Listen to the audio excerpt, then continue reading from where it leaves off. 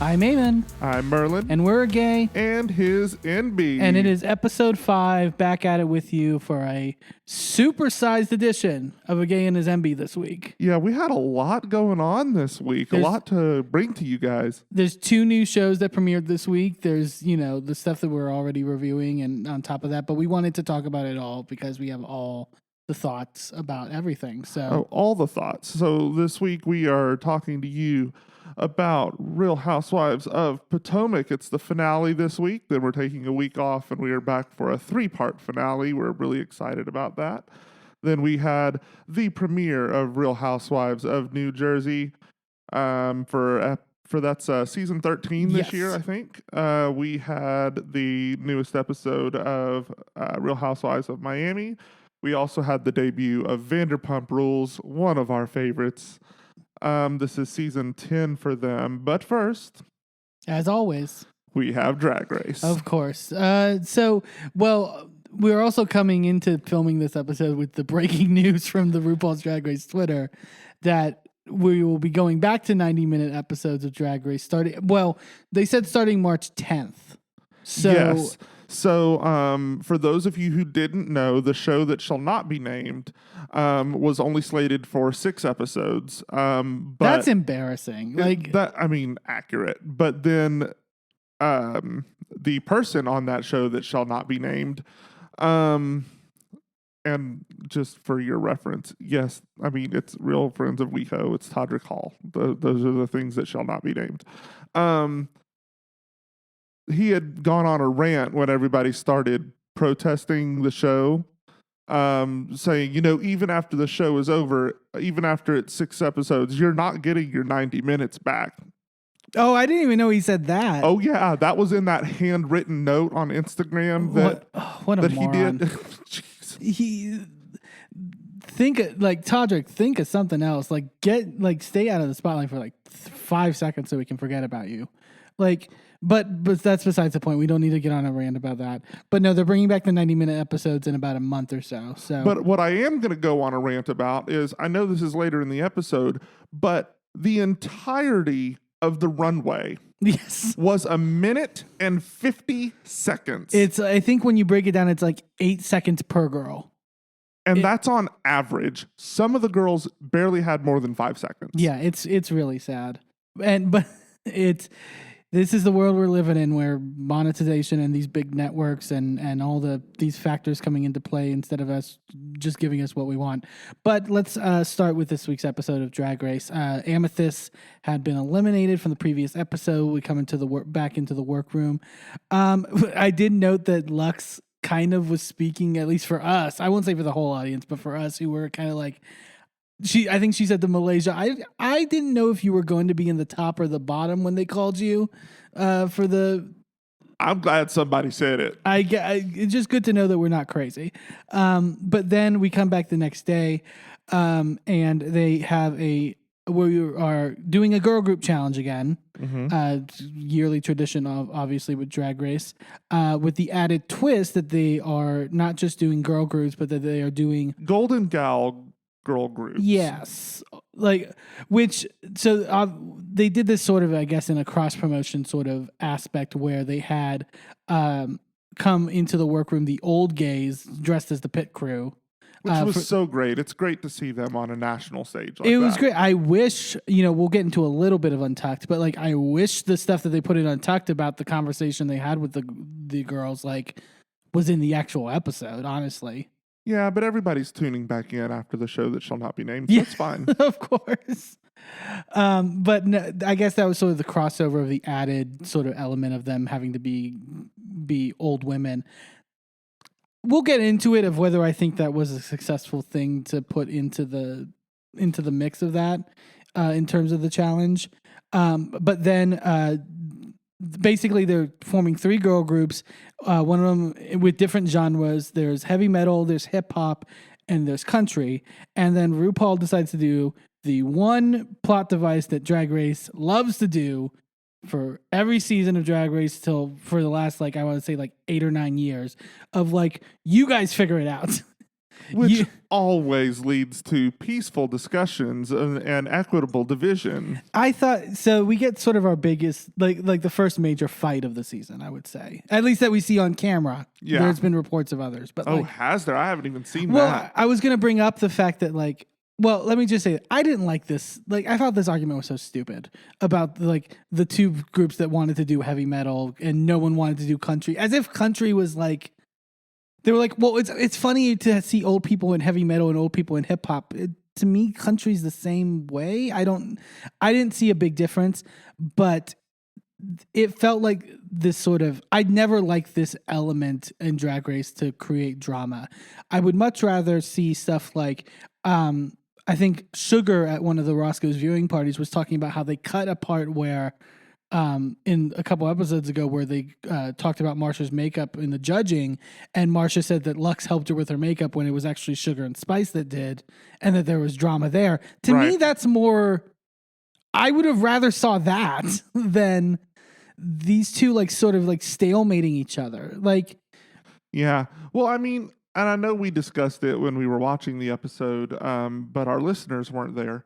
So I really kind of, while I thought it was overreacting on Malaysia's part, I understood where she was coming from. Sure. And reacting that way to Mistress and... Mainly Mistress and Lux, I would say. Yeah, mainly Mistress and Lux that were kind of doing the laugh in your face, you're not getting what you want kind of thing, which does have Mean Girl vibes. Sure. So I get how you could have that reaction. From the outside looking in, it is very easy to go, oh, well, obviously they were just joking and having fun. But I've honestly felt like Mistress has pushed the envelope specifically with Malaysia already this whole season. Sure. And Malaysia's not getting that she's joking. So after, 6 previous episodes or 5 previous episodes of her, pushing at her like that, I can understand why she feels like Mistress is a bully. Well, and also not just that Mistress doesn't understand that it's not being received that way, but it seems like everyone else also thinks that it also is a playful, they don't know whether it's a playful thing or whatever. And I think that's the thing where it's I also think it would have been a better thing if this wasn't the structure that they put him in, because you can have the funny bitchy ooh, no, we're going to do this. No, we're going to do this. The problem is when you don't give them a mechanism to create an actual resolution to the problem. Right. It goes on for too long, and then that's where the tension builds, I feel. And I mean, they eventually got there. They eventually decided to draw genres out of a hat. So I did love that Sasha Colby at one point was willing to give it up, and Malaysia's like, no, do not. We're fighting for But this. I get it. If you're being put back on your heels at every turn, then at some point, you're going to take off them stilettos and start stabbing people with them. I get it. Yeah, I think, because we saw this last season too with Bosco and Lady Camden with the Rusical, and it's just I don't like in the edit. Yeah. The sort of obviously Malaysia was truly had feelings about it, and that's fair, but there's an edit to perceive it as though Bosco was a villain for doing what, and it was well, but Camden thought in that moment that she was being, that's fair. And I think it was easier to tell from the outside because there hadn't been a history of that between Bosco and Camden. You could tell from the outside that Bosco was just standing up for herself. Right. And was like, no, I need to do this for myself. And obviously it didn't turn out well for Bosco, we know that. But it's a different story overall when Mistress came in at the beginning of the season doing this sort of mean biting humor, which I don't think is her being mean. I think she's just being a bitchy cunty queen, and that's fine. Yeah. But people need to know that that's what you're doing, and they don't have that context when they don't know you outside of this competition. Yeah, I get it. So they go into the rehearsals, they record their song, and then they have to do their own choreography. It seems iffy also for the heavy metal group, the one that fought so hard and eventually got it, especially in the choreo where it's I forgot who it was. I think it might have been Marsha that pointed out of just it seems like their only choreography was doing the shocker. Yeah. Well, and I mean, I think it was who was it at one point? Oh, I think it was Spice at one point just said, "Oh, well, all we have to do there is stand there and play air guitar." And then cut to the actual performance, and she's the only one doing air guitar. There's other people with actual instruments on the stage. Yeah, we'll get to also why I think Spice was sort of out of her element in this episode. Well, and she was also doing bubblegum. That's my bubblegum metal. Yeah, as opposed to everyone else who wasn't. That's what I was gonna say. It's just like she was just the Spice character, but she wasn't even doing Spice. She was doing Sugar. Yeah, well, sure. There we go. Everyone else was doing Spice. That's a good way to put it. Maybe they did swap out. Oh, I really think that's one thing I really would love to be a twist is that they're switching in and out. Yeah. Then they find out halfway through the season that, they've been swapping out every other episode. Yeah. That'd be great. So give me some Big Brother twists. We go to the workroom the next day and we get our sort of like, I feel like I'm being glib about it by saying it's the trauma moment of the episode.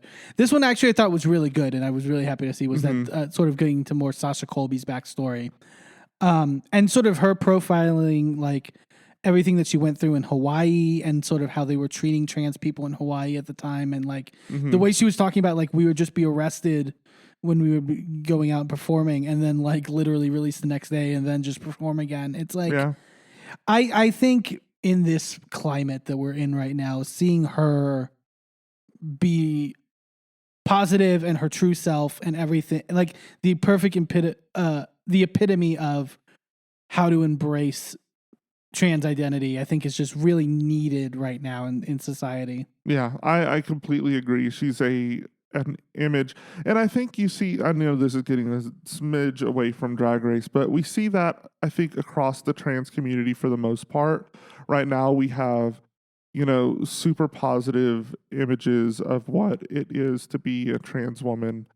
We have Sasha Colby. We have Laverne Cox out there doing, even like Dylan Mullaney from TikTok, who is, her transition has just been beautiful to watch. And she's been like out, like she was at the White House for Trans Day of Remembrance, I think, and did an interview with Biden. And it was absolutely amazing to see her out there and just representing our community. And if I remember, I think Sasha makes the point in the segment of like, obviously things are always going to be dangerous, but like she made the point of being like, look at the strides that we've made to that point of like, being able to that trans people don't have to be voiceless anymore, right? And they have a platform and an ability to sort of be open with themselves. And that's not to discount the danger, right? No, of course inherent not. Danger that our community is in, but it has gotten better, and I think that it is important to keep both of those thoughts in mind. Yeah. So we get to the main stage, and for the challenge, we see the girl groups performing. What were your thoughts? I had much like last week, no one did poorly in my view. Yeah, I think these girls are getting on Drag Race these days and are ready to play, are ready to be here and do the damn thing. I think to the point I was going to make earlier about like the things of the added element of the grandmother part of this challenge, I actually think it ended up being a little limiting in my view in terms of both the material, like there's only so many jokes you can make in your lyrics about being old. Like I think at one point, I think it was the heavy metal group, they did like one after the other, three of them all made jokes about accidentally peeing yourself. Like, oh yeah, that happened multiple times in multiple groups. Yeah, and I was just like, this, like, you didn't go over as a group and be like, hey, I have this joke in here. Can we like? Yeah, like, I mean, also you all sat there and listened to each other record your,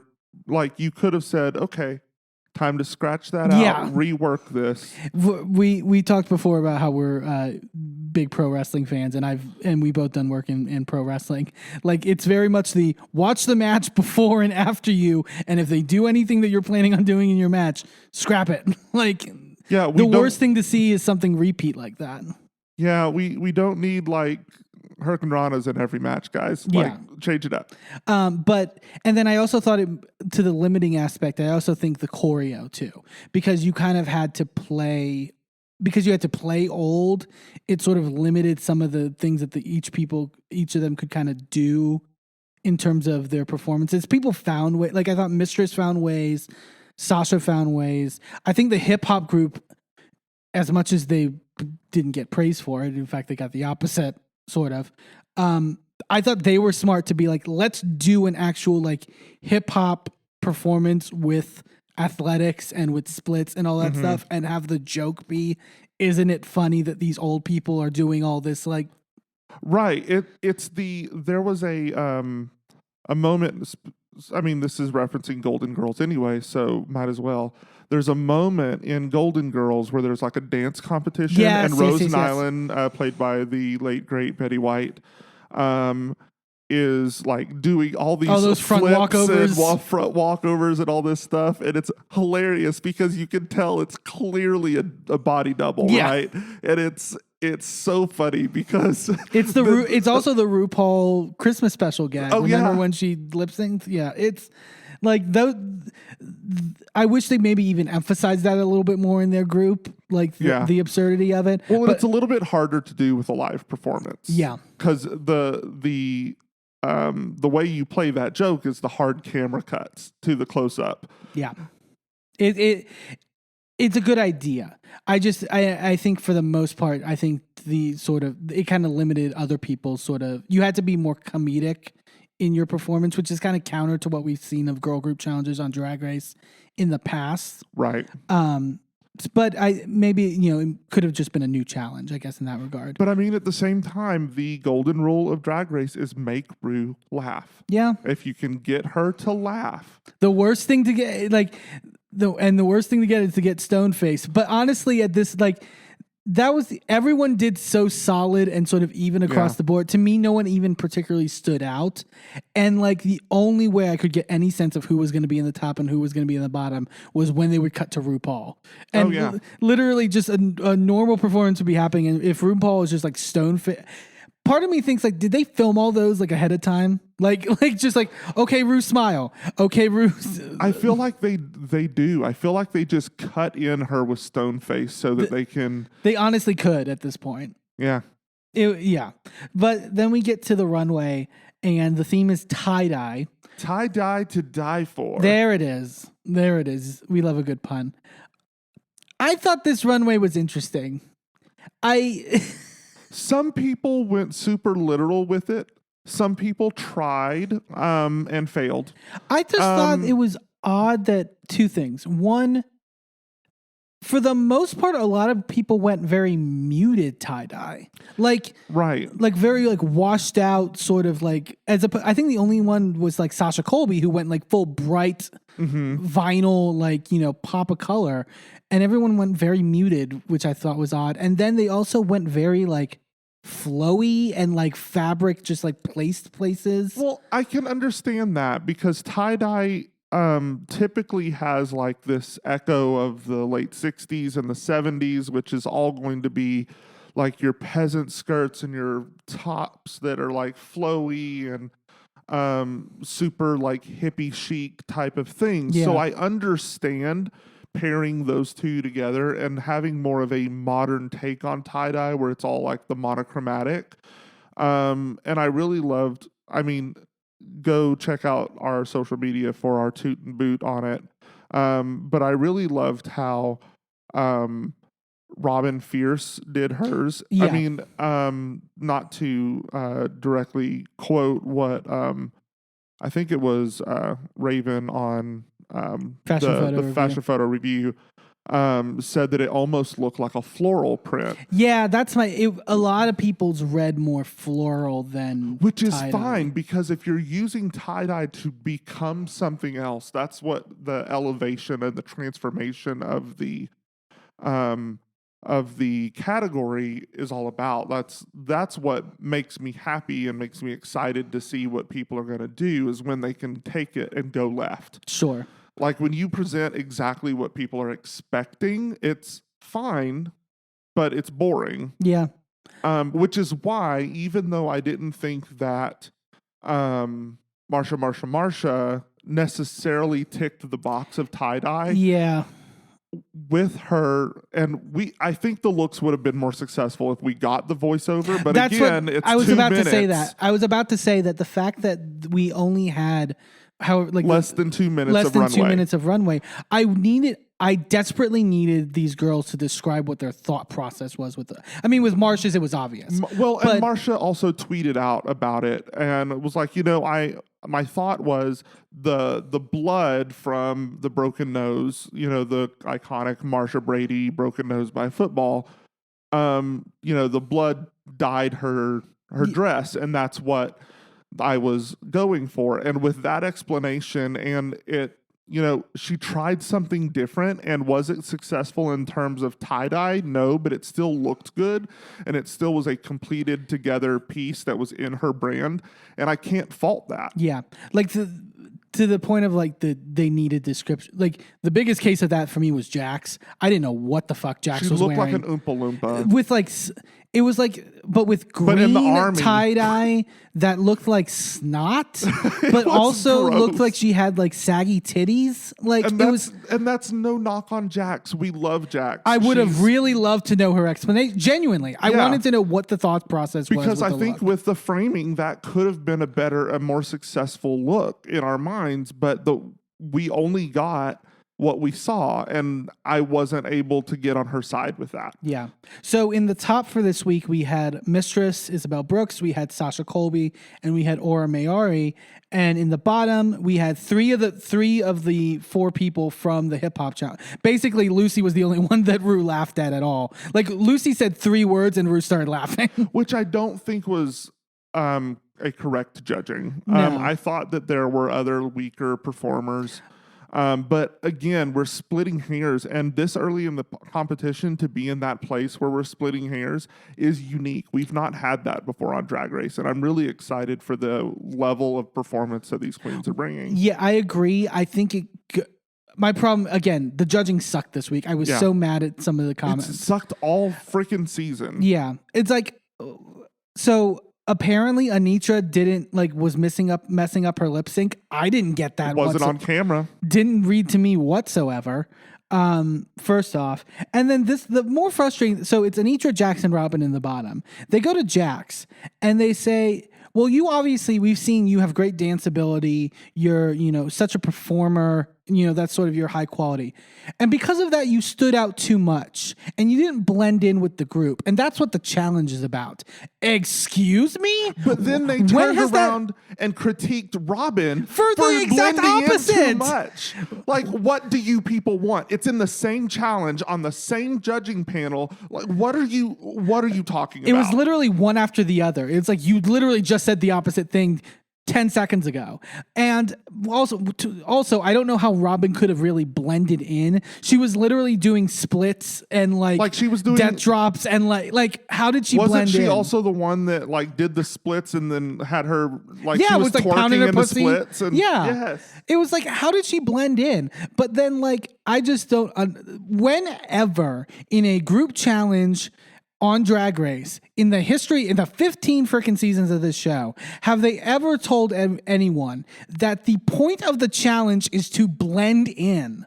The point of the challenge should be to blend in when you're doing things together and stand out when you're in the solo sections. But they did not make that distinction. They didn't even try to make that distinction. They just gave complimenting or contradicting criticism. But the thing is, if this was anyone other than Jax who was doing, because I feel like they know who they want in the bottom, they have their idea planned out. If this was anyone that they actually favored on the show, they would be telling them, I just couldn't take my eyes off you. Like you were just so I could only focus on like that. They would never be penalized for that. It's just crazy. They have been overly critical of Jax this entire season, and it's just really, really frustrating. Yeah. And also Jax is also, I feel like, getting the sugarcane edit where it's like how many has she had like 2 confessionals the whole season, it feels like? Yeah, I mean, Robin really hasn't had much either. Yeah. And It's all in the edit. Like, they use the edit to justify their eliminations. Yeah, it's so frustrating. But we do. Aura Mayari wins the challenge. I thought that was. Actually, no. Sorry, no. Before we get to that, we're not done with the judging. We still have to critique. The biggest thing are positively critiquing Mistress Isabel Brooks for the performance, and then out of nowhere, Marcia isn't even on the stage. She's in the back safe, and RuPaul just goes, "By the way, when you see Marcia backstage, tell her that's how much makeup she needs to put on." I was fuming. What did this girl have to do? What did Marcia do to RuPaul? They should have just brought her ass out there and beat her with a cane. Like, they just hate her so much. And what I don't understand is, look at that girl's makeup and tell me she's not wearing makeup. They had a close-up picture that somebody posted on Twitter of her face from this episode. She has a full cut contour with the cut crease and the big eyebrow, redrawn eyebrows. Like, the girl's face is beat. You're just mad because she blends better than you. Well, the idea that she should have Mistress Isabel Brooks makeup is insane. It would look ridiculous on Marcia. That's not a knock on Mistress. Mistress looks great, but it's her face. It's her topography. It's her style of drag. It's going to look very different on Marcia. Yeah. Marcia is more of a realness queen, whereas Mistress is more of the classic drag, but she's definitely modernized her look and made it very, very blended and very beautifully done, but it's a very different style. It would look like a caricature on Mistress. On Marcia. They want Marcia to be Trixie Mattel, it seems. It's just... No, she would walk out there. I guarantee you that if they didn't know that Trixie came in and did her makeup in an exact replica of Trixie's makeup, she would walk out there and still get critiqued for having too small of an eye. It's crazy. But I would bet money on that. Yeah, it was insane. So Aura Mayari wins the challenge. I thought this was a little surprising. I thought it would have gone to Sasha Colby. Sasha was the only one I really distinctly remember in the challenge. And Aura's kind of been in the middle of the pack and also not getting that much of an edit, so it felt odd to give her the win. Yeah, but I really liked the different direction that she went. Like, she did a androgynous sort of suit thing with like the chest cage that's been really popular these days. Everyone loves that chest cage. But it also has like the 90s power suit kind of vibe to it, but a modern take on the tie-dye element, but with a very draggy makeup look and it was just beautifully blended different styles together. I thought it was very successful. Yeah, I agree. And then Jax and Robin are the bottom two. They lip sync to In Your Room by the Bangles, which I thought was really good. Yeah, I really thought the lip sync was good. I was glad that Jax particularly balanced the acrobats with still selling emotion in the song and getting the vibe of the song in, because there's so often you would see a queen just do lip syncs and splits and pussy pops and all this stuff to something that didn't fit the song. She balanced it in a way where it made sense. But sadly, Robin Fierce goes home. Sad to see her go. As frustrating as the judging was, I probably think that is correct. Sure. I think Spice should have been towards the bottom. I feel really terrible because I feel like this is the We Hate Sugar and Spice podcast at this point. But Spice has done fucked up drag. No, look, like, I think that her looks are successful, and I think that what she's doing is good on its own. But when you take it on the scope of the whole season and put her looks side by side, tell me she is not wearing a bandeau top and a mini skirt every week. It's every week. And that's fine. That's your thing outside of the show. But it's just crazy to me that we're in episode 5 and the judges haven't critiqued that. Yeah. It just is weird to me. But that was Drag Race for this week. We're going to get the Daytona wins next week, the acting challenge. That should be interesting. But yeah, really, I would say a solid episode of Drag Race this week. Oh, absolutely. Other than it's, felt like the wind was blowing through my hair as it went by so fast. Yes, absolutely. We're going to take a quick commercial break, but when we come back, we are going to get into everything Real Housewives. You're not going to want to miss it.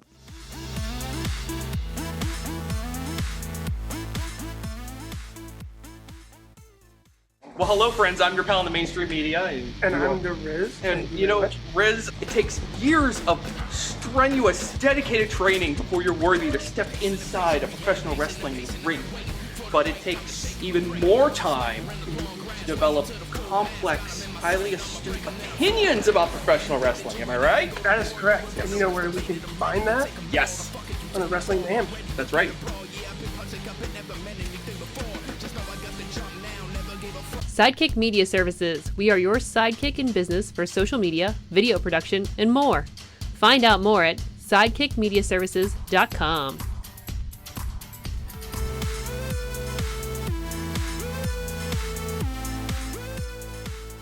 Welcome back to A Gay His Enby. We are starting off our Real Housewives section with the finale of season 7 of Real Housewives of Potomac. Oh, babe, things are going down in the DMV this week. Jeez. Both at the time of filming that episode and also in real time. My gosh. We'll get to that later.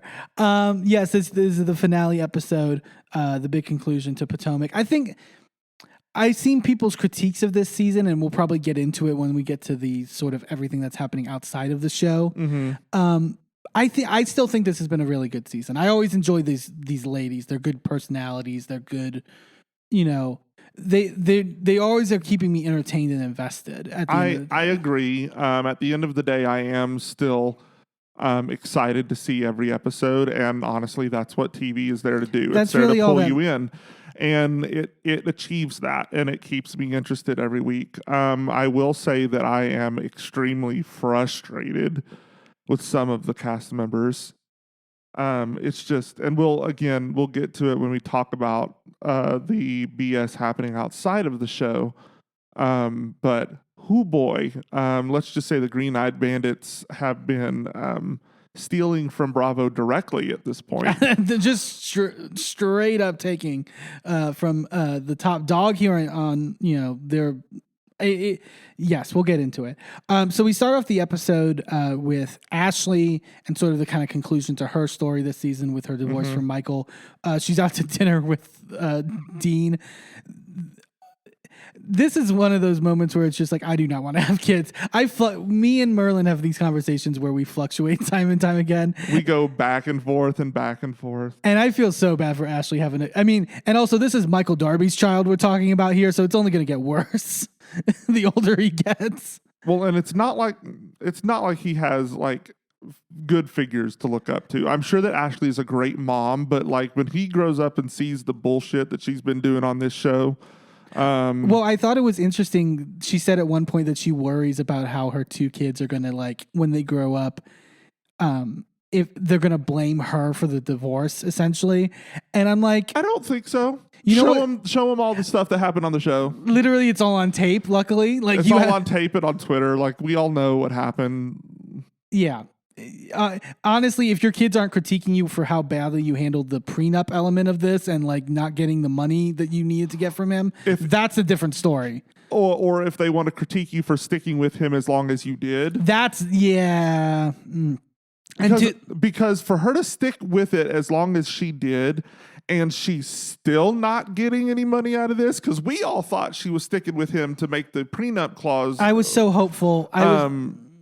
Run out so that she could get her money and lock him down with two kids. Like it's that favorite. I love that Wendy Williams segment of just like, do I want one lump sum or 18 years of payments? Like it seemed like that was the strategy, but apparently not. Apparently Ashley doesn't know what she's doing in this regard, both from the fact that she also has bought a house with Michael and under an LLC. Oh that my doesn't God. make it better, Ashley. It's just like, Ashley, get it together, girl.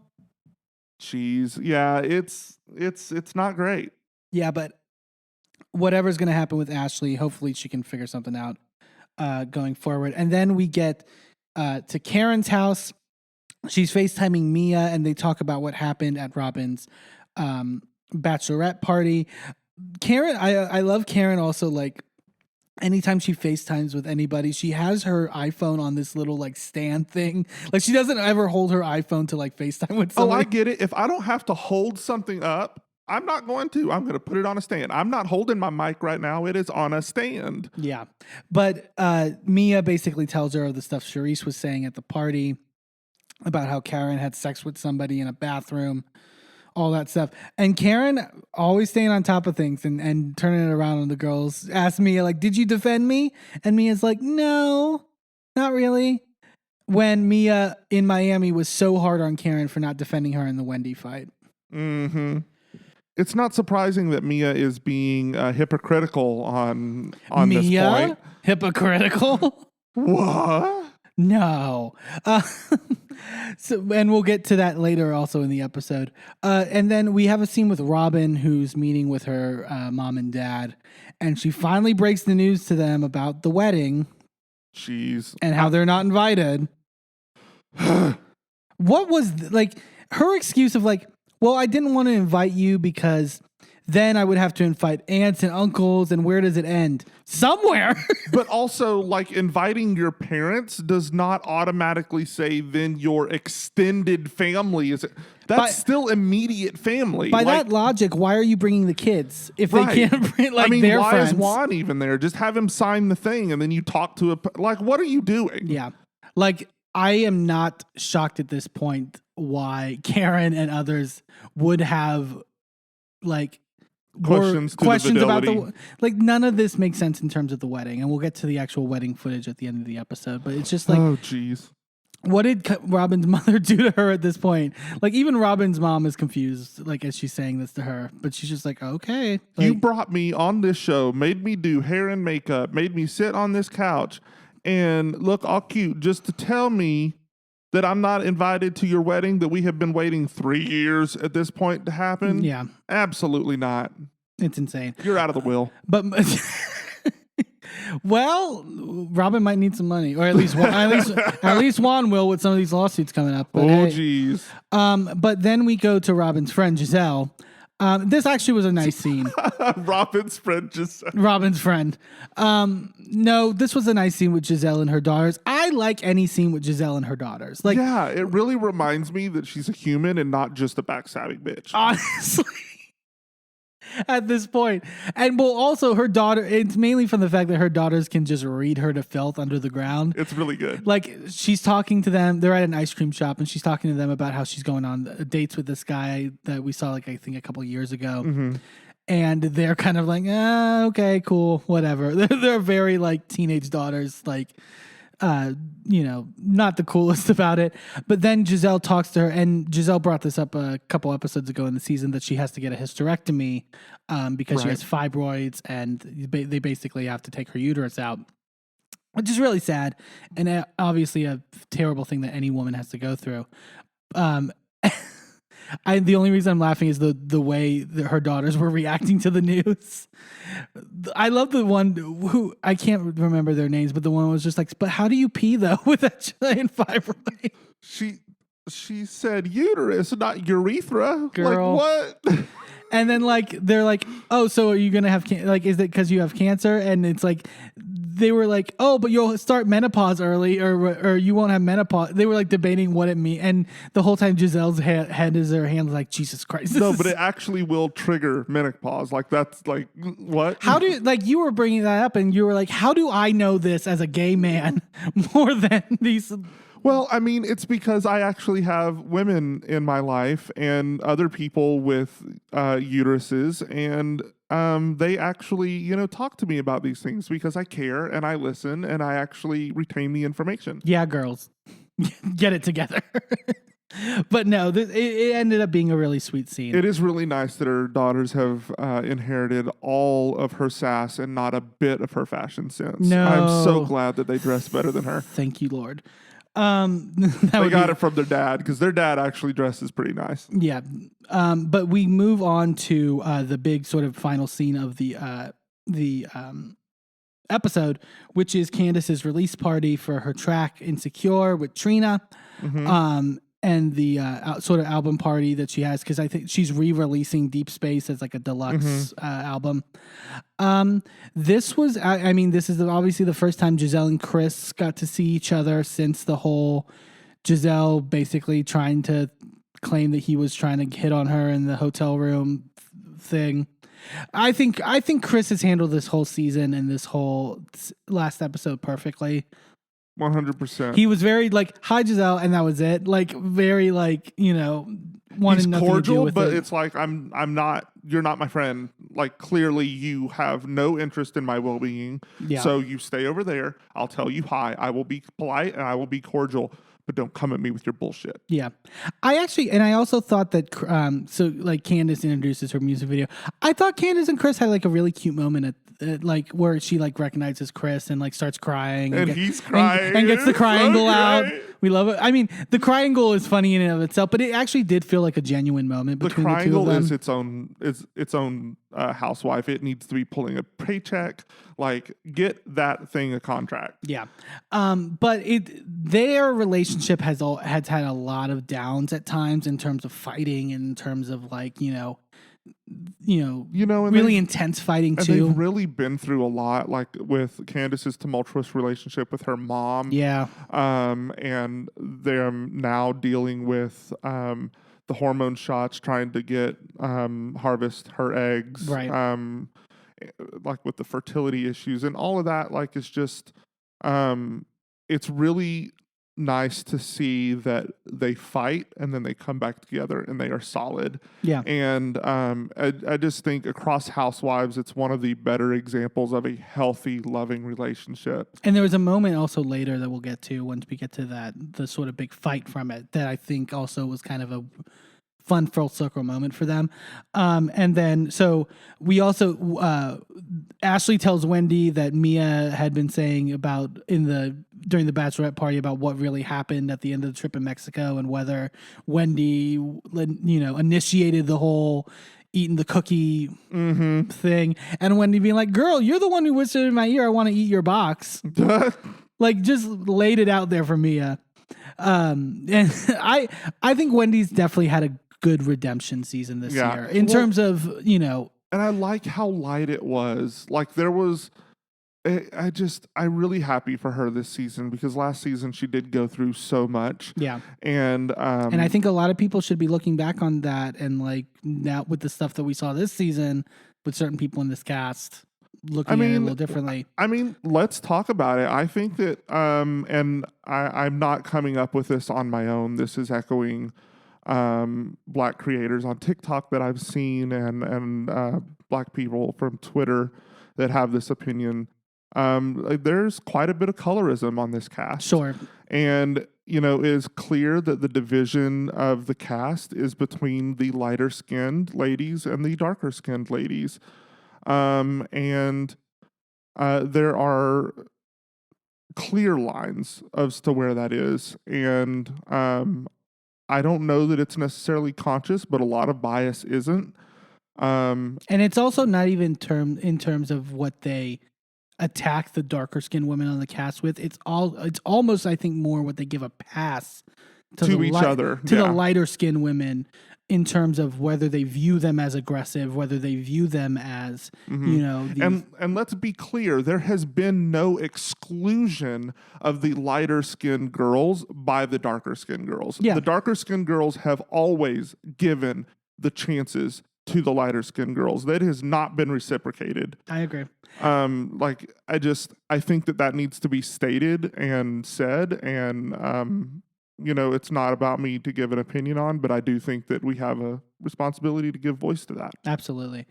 And then Karen and Ray make their way to the party. And so then this gets into the stuff because obviously Charisse is there. But it starts with Giselle and Karen talking and Karen being like, well, Mia gave me the down low of everything that happened at Robin's bachelorette party. And then Giselle being like, well, so did Mia tell you that she called you a prostitute? And Karen being like, oh no, she missed that part. Which in fairness, I can't believe I'm defending Mia in this regard. I don't think she called Karen a prostitute. She didn't. It was a miscontextualizing by Giselle to say that she called, like she was hearing everyone else talk shit, and then she asked for clarification if that is what Charisse was saying. Yeah, and now that I think about it, like kind of a reverse for Giselle from last, because remember last year when Mia said that Giselle called Wendy a weak bitch or whatever, but never specifically said the words weak bitch. Yeah. Like, it's kind of on its head there. And then Mia at one point sort of pulls Karen to the side and sort of gives her more in-depth like details of like what the rumors are. I love Karen just this whole time being like, listen, I hear you, but I'm not listening. It's great. And then she just also like Charisse again tries to like start a confrontation. Yep. And Karen gives her nothing. Like that's my, particularly with Charisse. Charisse want that big confrontational moment. Well, because she wants back on the show on a permanent basis. Yeah. And that's where I think they're like, oh, well, Karen's running, etc. And it's like, but that element, I understand why Karen is not going to give to Charisse because that's the end of the day what Charisse wants. I still don't. One, I don't believe the rumors. Two, if the rumors are true, who really cares at the end of the day? Yeah, I mean, like I have said before on this podcast, stay out of people's marriages. Like if they have an arrangement, they have an arrangement, and it's none of your business whether they do or not, and it's not your business to be judging them for it. And Mia in her confessional basically lays out the scenario where she thinks that Ray, it probably is an arrangement. And again, we have had it on the show where Karen and Ray are specifically talking about the fact that she's allowed to have arm candy, where she is taking other men with her to these events. Yeah. Like, and again, Ray don't want to go to them shits. And if anyone on that green-eyed bandit side of the table wants to make the argument that Karen is obligated to say what the arrangement is, I think after this week, they're going to have a little issue making that point. Yeah, so let's get into Well, actually, no. There's a little bit more. Oh, that's right. Before that, well, also there's the effigy to Karen. I love that Candace walks up to the group. It's like, what did y'all do to Karen? Why did y'all chase her out? And they take like a little, like, what are those, like the stanchions. Like the stanchion things, and like puts a little flower on it and subs in for Karen. Like literally at the title card in the end. Like it was great on their part. But this also was the thing that frustrated me. So they do like the big, like, conclusion, what a great year it was moment. And then Ashley talks to Candace about, hey, can I talk to Chris, because I wanted to clear the air about some of the things. Oh, I forgot about this. And apparently in Mexico, they had some discussions with Candace and Giselle and Candace and Ashley about like, we eventually want to talk to Ray. And Candace said at an eventual time, yes. But she's saying to not Ray, to... Oh, did I say Ray? Yeah. Giselle and Ashley, yes. It's a Chris, excuse me. I'm all over the place. There's a lot of people on this show, and there's going to be a lot more to come. We'll get to it. But Ashley's like, can I talk to him tonight? And Candace is like, he doesn't really want to talk, and he doesn't want to create an issue tonight because it's my event, and he just wants it to go off smoothly, etc., and not have an issue.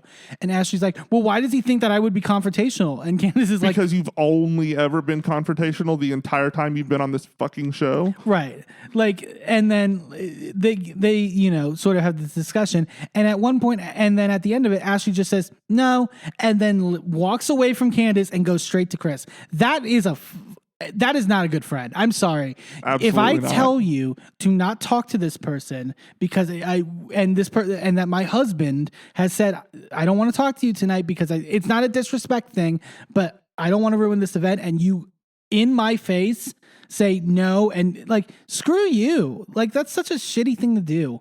But Chris handles this really well. Ashley trying to play victim in this of being like, well, you sent out a tweet threatening me.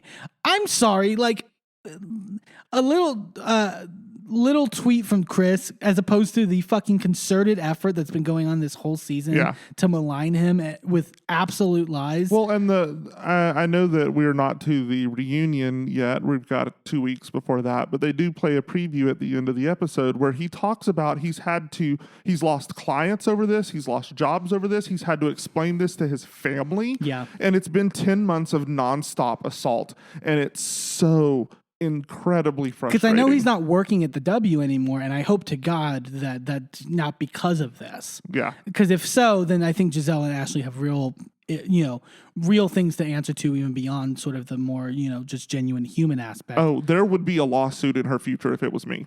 And even Chris in the conversation with Ashley is like, you know what? I'm sorry, but at the end of the day, I was being attacked, and that's how I responded. Don't come at me with bullshit. And Ashley being like, well, you were doing things that were, whether unintentional or not, that were an issue. And he at that point he's just like, I'm done, bye, and storms off, upset. Rightfully so. And Ashley just with her like Cheshire grin on her face, being like, "What did I do?" It's like, stop. But to the point that I was making earlier about like the full circle moment, Candace really kind of comforts Chris in the moment, and is very much like, you do not need to answer to these people. They're literally like, you can't win in this scenario, so you don't need to blow up at these people, and you don't need to expend any energy on these people. And I found that this was so poignant because it's always the opposite. It's always Chris having to bring Candace down from the brink, and sort of bring her back to reality and calm her down. Because this is really the first time that Chris has been in the crosshairs. It's usually Candace under attack and Chris trying to bring her back and get her to a calmer place and a place where she can be happier with her actions, right? And I again, like you, I loved the full circle of Candace has now gotten to a place where she can let things roll off of her back to a certain degree. She had a great season this year. She has now come back around to coaching her husband through this, which is it's a first time thing for him. So it was a beautiful echo of where they started and coming through all that they've come through throughout the seasons. Yeah. And then at the very end of the episode, we get some stuff from Robin's wedding, which was not in Jamaica. Nope, it was in Maryland. The editors like doing the wide shot Jamaica and then just cutting to the plane over Maryland. Like, no, which honestly, I would hope Robin made the decision, but honestly, I believe that like her brother or whatever probably found out and was like, "You're gonna do what after my wedding?" I think part of it was also on the part of Bravo of, you're not going to sit here and dangle this carrot in front of us for 7 seasons and then go off to Jamaica and not let us be there. Yeah, absolutely, you were not doing that. Yeah. So Robin and Juan get married. It's just them, and her mother and dad do go to the wedding eventually. And despite it being in Maryland and how shady the editors were making that fact of it, it was actually a very beautiful ceremony. Yeah, it was very pretty. Now moving on to modern day. Robin is a clown. I am so sorry. So immediately after this, we get the Watch What Happens Live episode with Robin, and Ebony K. Williams is also there.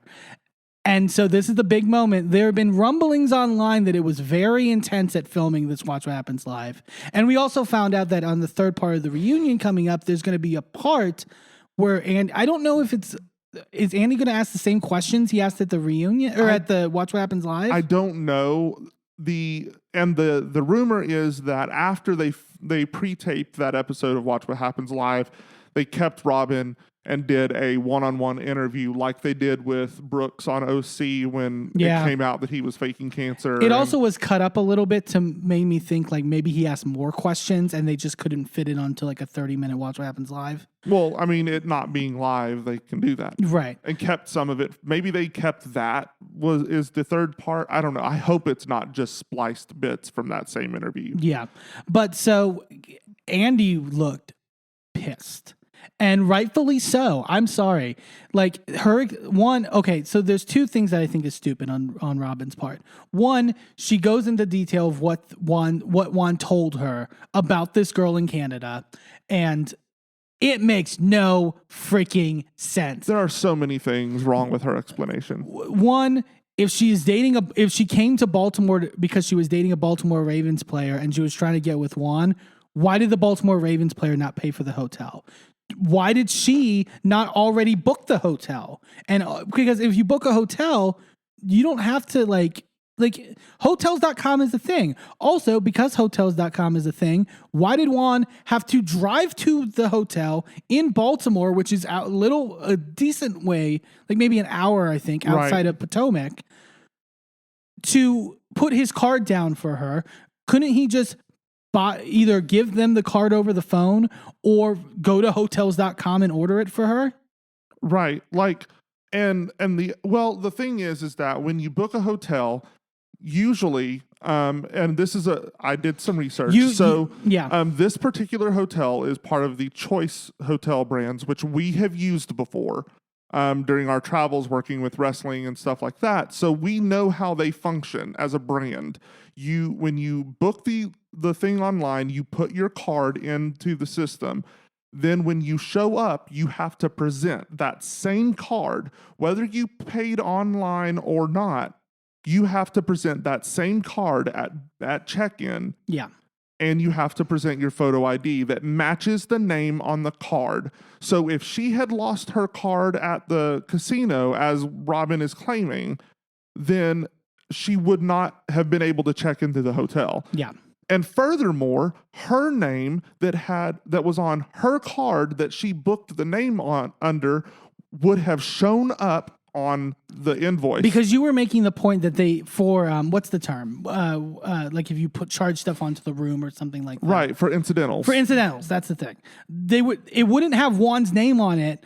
It would have the name that it was booked under, which, I mean, the creator that is being the mouthpiece for this woman has kept her identity secret. So I understand on the thing why it would have her name out, but Juan's name shouldn't be on that invoice. Yeah. Juan's name is all over it. Yeah. Juan booked that hotel room. It's not just simply like under the card information. Yeah. No, I mean, you can technically walk in and book a hotel room, but there's no reason for her to fly to Baltimore. Number one, there's a closer international airport in DC. We did all the research. We did the map quest. We did everything to like break it this down. makes no sense. And also the fact that also on this phone call, the person who originally broke the story had a phone conversation. It's on YouTube with the woman. And she also made the point that Robin also claims that she tried to essentially extort Juan for money, and that she sent a Zelle request for $4,000. Zelle does not exist in Canada. It doesn't, like, and also neither does, like, from what my reading and understanding, neither does like PayPal or Venmo or any of those. No, like, they have their own thing. And the reason is because you can't do through those services because those services are not banks.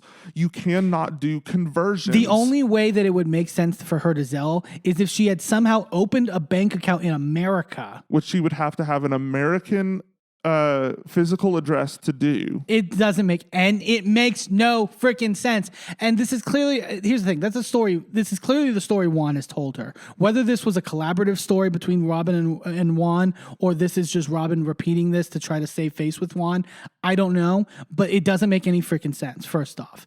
And then second off, the utter hypocrisy of this notion that it just didn't come up on the show. I mean, it just naturally didn't come up. As if they hadn't been filming scenes on the show talking about the prenup, talking about putting in an infidelity clause. You're telling me in those kitchen table conversations that that topic would not have come up?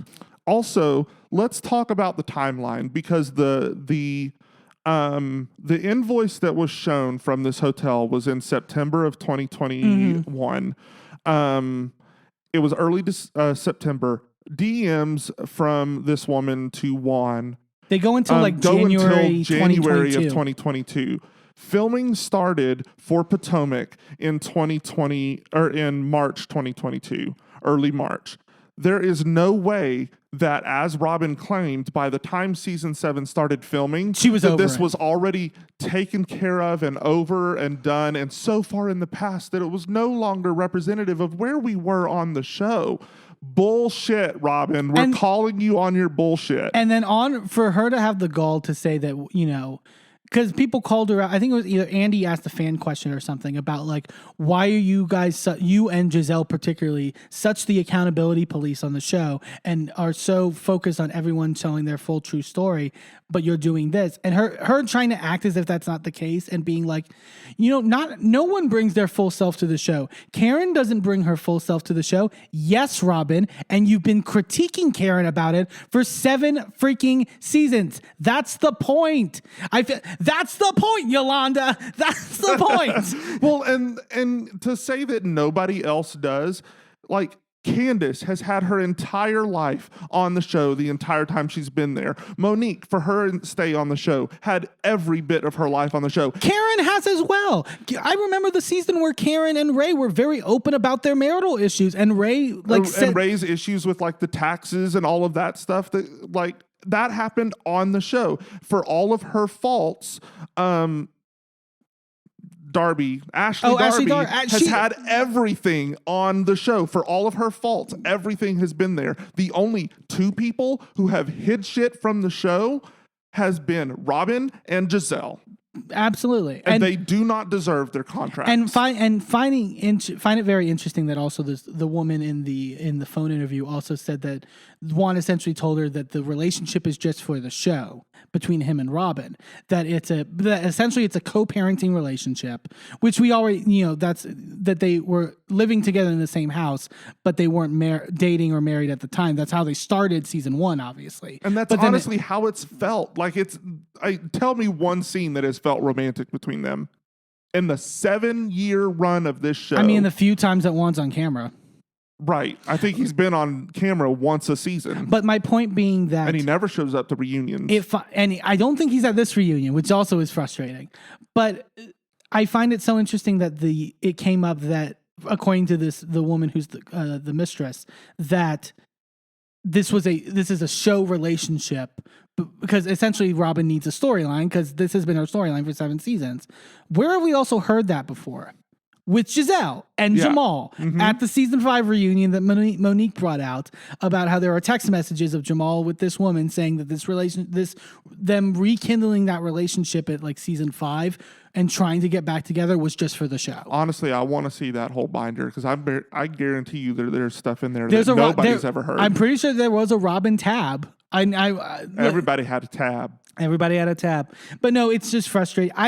I think there's a conversation of what needs to happen. I think Robin needs to face some punishment. I don't know if it's firing. It could just be downgrading to friend of. She needs to take some form of a pay cut. But I don't see how you can let this stand without repercussions, because then that's going to have ramifications across Bravo. Absolutely. But that's everything that happened with Potomac this week. We're going to get to the reunion in a couple weeks, like you mentioned before. There's some big sporting event on Sunday. That's the Soup Spoon. Soup Spoon. Yeah. Is that? Oh, they're the ones opening for Rihanna. Yes, that's right. So that's why Potomac won't be on next week. But then let's get into one of the newer shows that premiered this week for their season 13, which was Real Housewives of New Jersey. And it was packed. It was good. I was kind of, I wasn't the most excited going into this season, because I think season 12 left kind of a bad taste in a lot of people's mouth. I think a lot of people were kind of like, this is going to become a little stagnant. And it has somehow both become stagnant and also too bloody. Like, there was just too much at stake with what was going on the show, and it just felt too personal. Like, Housewives, for the most part, is pretty light and fun, and it felt like our family on Jersey. And I think that's one of the reasons that people love Jersey, is because it has a much more entire family encompassing cast. Like, you get to know the husbands very well, you get the kids on there. Like, we watched Gia grow up, and so it hits harder when they're arguing like they were last season, and how bloody it got. It was nasty. But this episode, it felt like a taste of older Jersey. I really liked it. I think everyone was kind of on the right path, I think, in terms of things. And also, the alliances had been kind of really clearly defined, and now things are a little bit mixed up. They have some new people in that are kind of, I think going to do some really good things, hopefully. But we kick off sort of getting into the issues between Dolores and Jennifer, who were kind of on the same side last year, obviously. Yeah, but they started having their differences a little bit before the reunion and into the reunion. Yeah, and Jennifer felt that Dolores was kind of taking Margaret's side in terms of Margaret and Jennifer's issue, where Margaret basically exposed at least to a television audience, Bill's cheating from 10 years ago. Or not 10 years, but it's significant. It was a while ago. Yes, a while long enough ago. And Dolores called her "See you next Tuesday" at the reunion, which I love Dolores. Dolores does not play. I also love whatsoever. when people use like those cutesy little like acronyms or whatever to curse. Bitch, say cunt. It's fine. I'm big on the you were not as much on the faggot train before we got together. I love saying fag. I'm sorry. I feel like I've earned it. Well, here's the thing. I like saying it in jest. I will never say it out of anger. No, to of course. someone. Yeah, no. And I feel like that's the difference. Is like if we are saying it as part of the community, we are saying it in jest, fine. Like I don't have a problem with that. And honestly, I like using it against homophobes. Oh yeah. That's funny. It's just like, oh, you think so just say it. Just call me a faggot. It's fine. Just say it. I know you're thinking it, so just say it. It's fine. Yeah. But so they sort of, Dolores and Jennifer are each in their sort of own scenes, sort of talking about the issue. I also love Jennifer. This whole episode has a boot on her foot because she broke her toe, Right?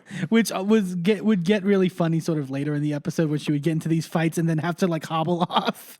Yeah, it was pretty great. It's hard to storm off and make a dramatic exit when you're hobbling. Yeah, well, and apparently, And as someone who uses a cane on a regular basis, I feel that. Like I felt that in my soul. yes, and she got it. She says she got it because after the stuff with Bill last season, and then also her car got stolen out of her garage. Right, which was a big news story. Her mom wanted to do this like Turkish healing ritual. Right, with like a big, I don't know any of the details of it, but they showed a little clip of it. Like, yeah, and she thinks that basically because of that, that's why she broke her toe. Yeah, she thinks she has now bad luck or bad energy around her that's like causing her bad luck. Yeah. So there's their tension there, and then we also see the tension that's happened between Melissa and Teresa, which is one of the longest standing feuds on the show, obviously, Melissa being Teresa's sister-in-law. You know, they had at least, it seemed like, put a Band-Aid on things, or at least were acting as if they were good for a long enough period of time.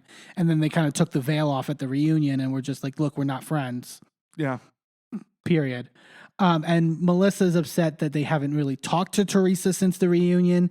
Like she sent a text to Teresa and then hadn't heard, like Teresa never responded, and then only responded like 3 months later to invite them to her 50th birthday party. Mm-hmm. And they were like, why the fuck would we go when you Yeah. haven't spoken to us? Which I get. Also, it's, I don't know. I also found it interesting. So then we go to the 50th birthday party at Teresa's new house, which I love her new house, by the way. Yeah, I really like the castle aesthetic. The old house was so iconic in the history of Jersey. Yeah, it was very Jersey. Yes. But this one I really would love living in. Like it's really like beautiful and modern and like, you know. Like it's a modern take on a castle without being Carlton from Beverly Hills. I want that pizza oven that's in the yeah. Yeah, it's great. It looks really good. But her and Louis cooking and getting everything ready for her party, and Louis' family's over. And I thought this scene was really interesting. I feel like Teresa did really good this episode for Teresa. Yeah. And I think there was a lightness to her. And, you know, is it sad that her and Joe have such issues and Melissa have such issues that it's become tense and you know, Melissa wasn't in her wedding party, etc. And spoiler alert, towards the end of the season, they don't go to her wedding. Is that sad?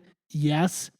But I think if Teresa's happy with Louis' family and their dynamic, why does it matter? With everything that she's been through, she deserves some happiness. And they feel genuine. Like, no, she feels genuinely happy and lighter. The girls, I feel with the 4 girls,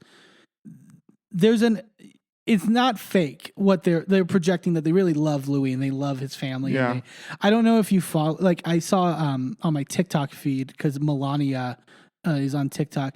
One of the things that isn't shown on the show, I think for like, decisions with Louis and his ex, because Louis has a son who's special needs, and their relationship with him is really sweet. And and on like Melania's like showed him on TikTok and sort of how their relationship has like formed, and like Teresa also mothering him in a way, which was really odd to see, even though like Teresa has been a mom for like all this time. We don't really get to see her in a sort of a motherly light. And I feel like if they're happy and they're, in a good place, then that's good at the end of the day. Like you said, Teresa's been through so freaking much, going to jail, the stuff with her ex-husband, the like everything that she's been with her family, both the fighting, but also losing her family, losing her mom and dad. Like, if she's happy at the end of the day and she's going to be lighter and she's going to not be as, in a better place. And also she's going to therapy now. Like Louis gotten her into therapy and she... I mean, to the point where I know this is, later, but she literally goes up to Margaret and says, hey, let's have a sit down. Let's talk through our differences. Let's try to figure this out. I think this is also what Teresa needed for the show. I think there were a lot of people. I mean, there's Teresa fans. Like at the end of last season, I was on that train of maybe it's time for Teresa to leave. Maybe her time is done. But I think this episode has proved that there's another side to Teresa. And I think if we can stay with this, even if we, still get some of the cattiness that we know from her, but if her overall demeanor is this, we just need a complexity. We need a complexity to her character where we'll accept the sort of harder moments. Right. And then we go to Melissa is hosting a 80s party at a disco roller rink because she loves the 80s. And we see Margaret for the first time. This was also a thing where the only negative I will say about this episode, and it'll probably be better as the season goes on. Holy crap, there are a lot of people on this show right now. Oh, yeah. There are the 5 from last season. Then you have the 2 newbies, Danielle and Rachel. Plus their husbands, plus friends of. Well, Jackie is still there as a friend of. Then you have Tracy, who's Tiki Barber's wife, who's a friend of. Then you have another girl named Jennifer, who is Margaret's friend, who's a friend. It's like there were way too many people, and they all looked very similar, and they all had very normal names. So there's 7 housewives, 3 friends of, plus the husbands, all their husbands, and. Not just one husband, because we have Frank Catania, who is still in the mix, even though he's not married to Dolores anymore, and she's got another man who is also on the show. It's just it's a lot, but I think I'll get used to it. So it's 21 cast members plus kids. Yeah, plus don't even get when we get into kids and stuff like that. But like. Speaking of Frank, since you mentioned him, also Dolores points out Frank brings his new girlfriend to the roller rink. 22. But also the age difference that gets pointed out. Like Frank is 58 and his new girlfriend is 33. She's my age. I think Dolores said, "I have dogs as old as she." Which I hope isn't true.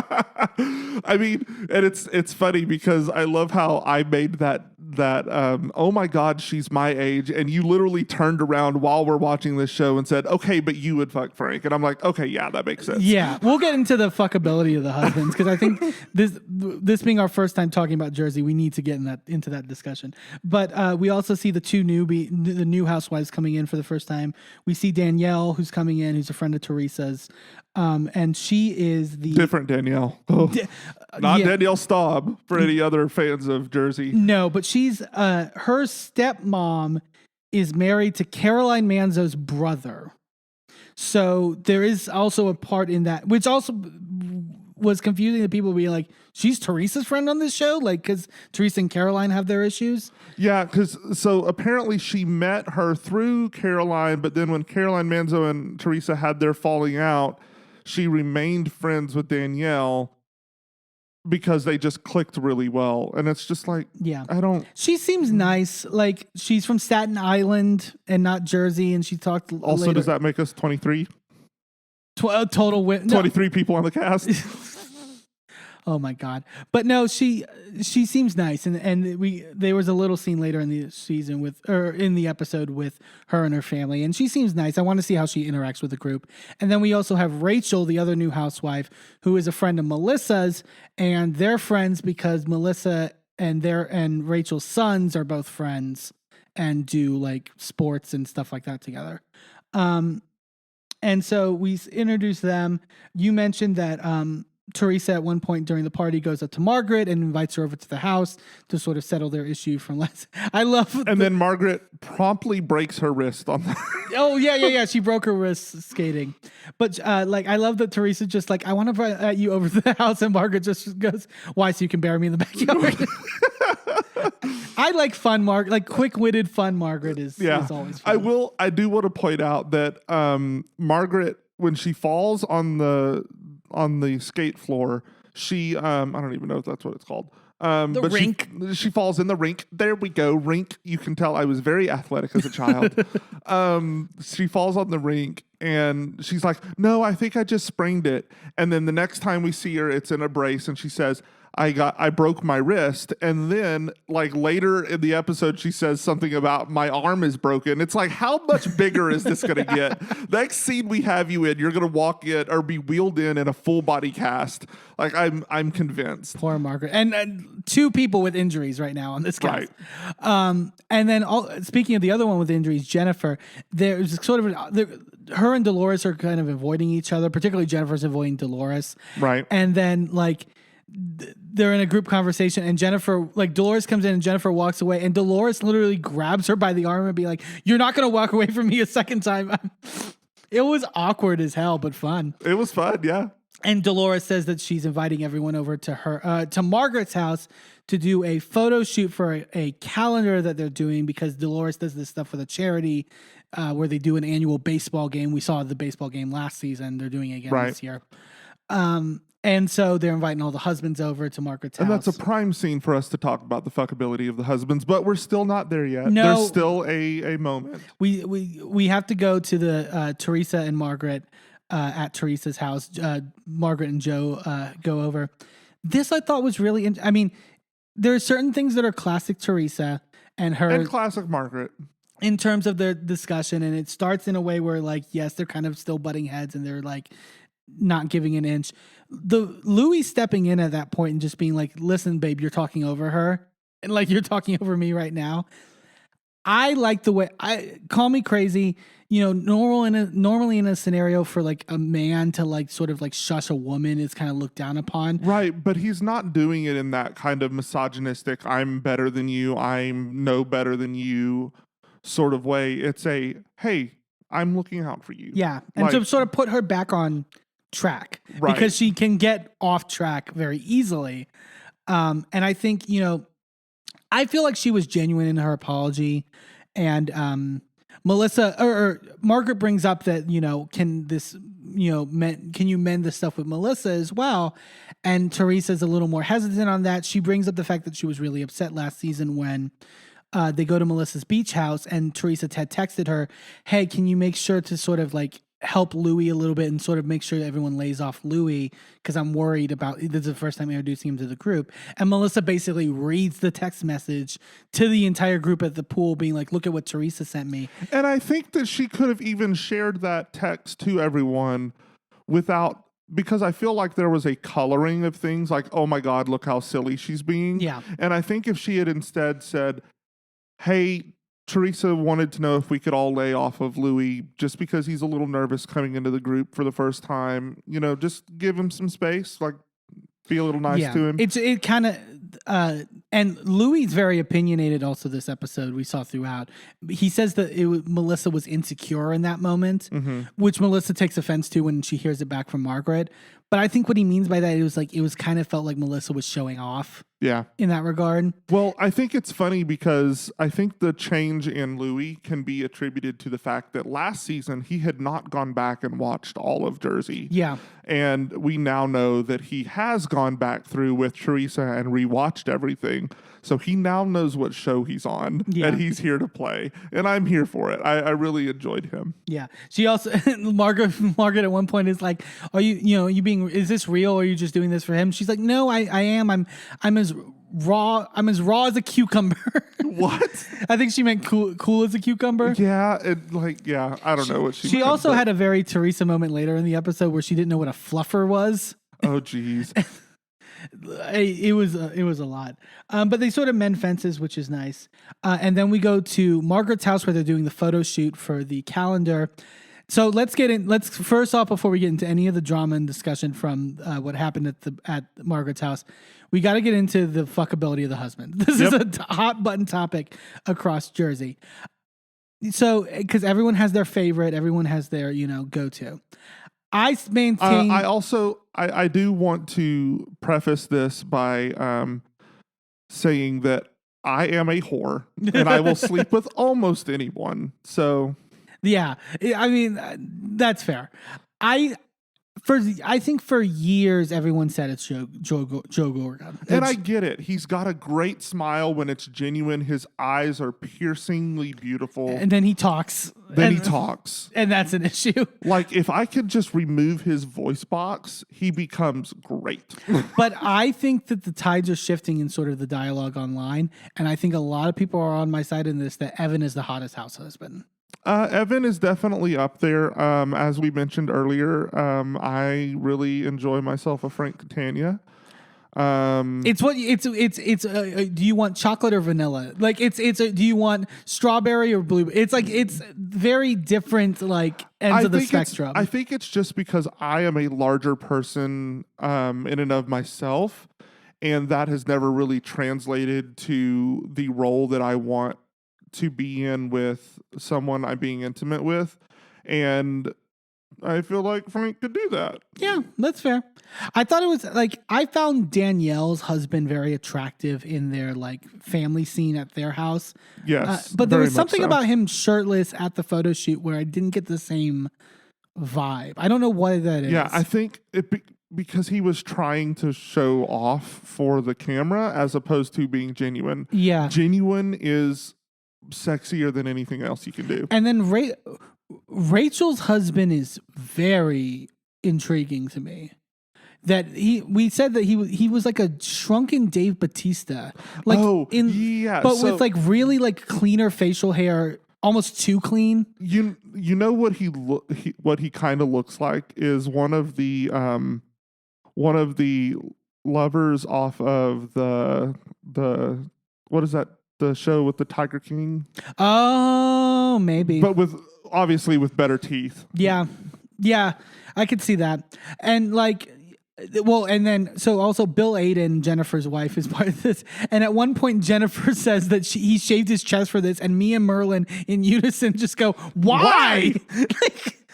Bill is hot. Bill is very attractive. Yeah. Yeah, and I mean, you why would you remove and the thing is that he shaved the very middle of his chest. The sides of his chest were still hairy, and you could also still see all of the hair roots on his chest, so all it did was make it look like he had an unfortunate accident with the razor, as opposed to purposefully shaving his chest. No, yeah. It wasn't a good idea. Keep the hair. Keep the hair. But yeah, so they do this photo shoot to get into sort of the drama of it all.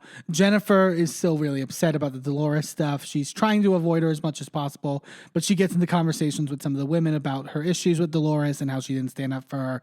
And I thought it was very interesting. She makes the point of I was very ride or die for Dolores when she was dating David, her prior before Patrick, right? And I could have easily told her girl, he's leading you on, etc. This is the wrong choice, but I never did that. And I think it was Rachel or someone who was like, well, you just did. But it's I thought the consensus was that. I thought the consensus was that David was wrong for Dolores and that he didn't want marriage. And so therefore, if, Dolores shouldn't stick with him. I thought that was the consensus among the group. Yeah, I think it was the consensus among fans too. We like David. I didn't dislike David, but I didn't like him for Dolores. Right. And so Jennifer's getting upset about this. She kind of snaps back at Rachel at one point and is also crying about it.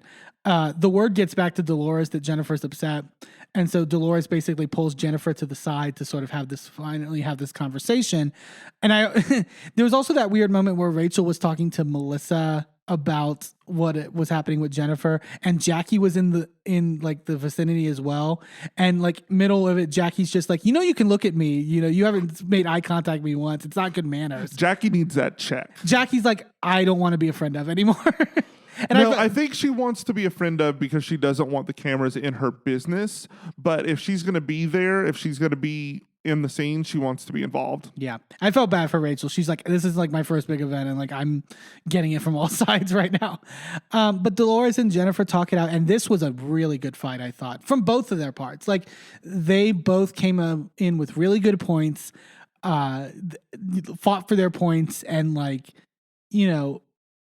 Dolores is just like, you and I have very different concepts of how we want to be friends, of what a friend means. And Jennifer's like, you're absolutely right, because I'm a good person, you're an asshole. And then they just start fighting some more. Which I think is honestly the opposite, but whatever. When Dolores is activated, some people think that Dolores is like a filler housewife and that she doesn't do much.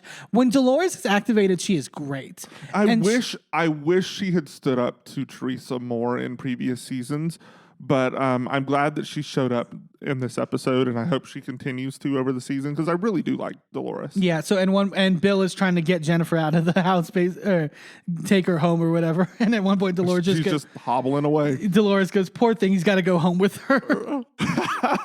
and then again, it just underlines the hilarity of it when she's just limping away in that boot. And then like the big cliffhanger at the end is Jennifer walking away and going that yelling, she looks like an old fucking handbag. What? I mean, Dolores is very, very tan. I'll say that. Very tan. As Wendy Williams used to say, Black Dolores. What was it that's they have said about Raven when she walks into that she's in dark mode. In dark mode. She's just got good genes. That's all it is. But this was a really good episode of Jersey. I'm really glad that this was the start off this season. I think it's going to be in a good place. Yeah, it really reinvigorated a overly heavy show from last season. So I'm really glad. All right, so let's move into the last Real Housewives franchise we have for this week, and that is Real Housewives of Miami. Yes, big cast trip to the Bahamas for Miami this week. I'm interested to get your thoughts on everything that happened this week because it was very much your forte. We have a witch in the group, so there was a lot of witch conversation that happened that I definitely want to get your. In fact, I believe the episode was called Brujeria in Bahamas. In the Bahamas. That's a good title. We start the show like right before they go to the Bahamas of Julia and Adriana going to this. They said they called it a Botanica. Is that like the official like name for that kind of shop? So it would be more of a shop catering to Santeria as opposed to just a generic witchcraft shop. Yeah. So, and they want to basically cleanse things with some people, particularly Larsa for spreading rumors and for Alexia for also spreading rumors. I guess just for spreading rumors. And we see them getting stones or crystals, I should say, and getting some kind of powder. It was like myrrh powder. I can't remember. It was. Might have been. They gave them to them at the later in the episode. But we go straight to Miami or to the Bahamas, I should say. My big point through this whole episode, where I was really wanting to praise this franchise. This is how you do a cast vacation. Like other franchises need to look at this shit and take note. Like when we had on Salt Lake City, like the San Diego trips when they're doing like Marilyn Monroe parties for no reason and like Greek nights and all. It's like, no, we want to see you go on a really nice vacation to a really nice place and do vacation-y things and have good food. Like we want to be jealous of the vacation at the end of the day. Yeah, but when your entire franchise is based on being a parody of the rest of the franchises and all you can do is basic white girl bitches, even though all of your cast is not basic white girls. Yeah. That's what you end up getting. Like, vacations, fashion, and just the general like essence of the show, people need to look to Miami more often in what they're doing. Honestly, pull it off a Peacock. Put it onto the Bravo. Yeah, it's delivering. They're going to the hotel, and there's this discussion about Larsa because Larsa has her hair braided, and then Gertie's like, they're really heavy, and like Gertie's like, oh, she's stealing my look. Essentially, I don't want to get into the topic of like braiding hair and like whether it's like So the whole point of braiding hair when you are going on vacation is especially into places that are humid climates, is that the humidity really causes some damage to your hair the more texture you have. Yeah. So if you have a tighter curl pattern in your hair, putting your hair into braids will help protect it from that humidity. I don't know that Larsa qualifies for that. She said her family was Moroccan, which I don't know if that was a thing that like. And I mean, maybe she, constantly gets her hair, permed flat for the show, and because she's adhering to white beauty standards. Yeah. Which is a thing that people of color do all the time. So, yeah. And I mean, Larsa was friends with Kim Kardashian. Yeah, so that makes her like person of color adjacent, right, in her mind? Yeah, exactly. But so they also Marisol is not on this trip because she tested positive for COVID and allegedly, and that'll come into play later. And she's very upset. Marisol, a lot of people were like, I think it's charming how try-hard Marisol is like on this show. It can be a little exhausting. But you could tell she was really upset about not going on this vacation. And like apparently she's mad because she thinks someone has been doing brujeria on her in order to keep her from going on this cast trip or something. I don't know. Yeah, so I thought it was interesting. I mean, her mother was in that sort of vibe, so it's not that out of the realm. And also, side note to Bravo, if you want to do Real Witches of Pittsburgh, I got you. Call me. Anyway, continue. Okay, casting director. Look, I need some money, okay? And also, Lisa ends up going on the trip. There was thoughts of whether she would go or not because of the Lenny stuff. But she does decide to end up going to sort of take her mind off things. They also institute a Lenny counter, which if they bring up Lenny at any point, they have to take a shot. Which was a good idea and a bad idea all at once. I felt like we were watching an episode of Animaniacs. Good idea, bad idea. Yeah. So they're at the Baja Mar resort. I only know this because this was also the resort, fun fact, that The View went to when they did Oh, really? Yeah, it's the same resort. They also did the flamingo yoga that we saw later. But so they get to the resort and they're sort of hanging out by the pool. It's really beautiful, great hotel. This moment though, when they're like part of the cast is like, we want to go down this like big water slide sort of thing. And some of them are not, vibing with it. They're like, we'll be the adventurous girls and you guys can be the golden girls over there. And the fact that Larsa, speaking of the golden girls that came up earlier this episode, the fact that Larsa was like, are they calling us golden girls because we're tan? And she apparently has no idea what the Golden Girls is. Yeah, because they literally, like the producers in the confessionals asked her about that. And she was like, no, don't know what that is. And that's not the only time that someone doesn't know what something that is very well known to the rest of society is on this episode. Yes. And we'll talk about that later. But they sort of start talking about, because Lisa's with that group and they're sort of talking, Lisa's, obviously upset and venting. I thought what Adriana had to say about her perspective of like how men don't factor in women's feelings in terms of this kind of stuff. Very interesting. Obviously, I don't like to generalize and be like all men and right. all that but stuff. I mean, it is a trend in American society. I won't say everywhere, but in American society that men or more masculine people are socialized in a way that is devoid of emotional consideration. Yeah. Both for themselves and for others, and to their own detriment and to the people around them's detriment. And the way she put it of like all those moments in our lives that we found so sentimental and so loving, we compartmentalize and we take into, our hearts, and they don't. Like it's sort of in the back of their minds and not You know, so when something newer comes along, and I think it's also Miami culture. I think these particular group of women have to deal with this more than, say, a lot of people in the outside world necessarily, because there is that sort of machismo and those sort of like men are allowed to kind of be their sort of more toxic selves. Yeah, the toxicity, the toxic aspects of, well, not the toxic aspects of masculinity, but toxic masculinity really is heightened there as the prevalent form of masculinity. Right. Yeah, and I thought it was an interesting conversation.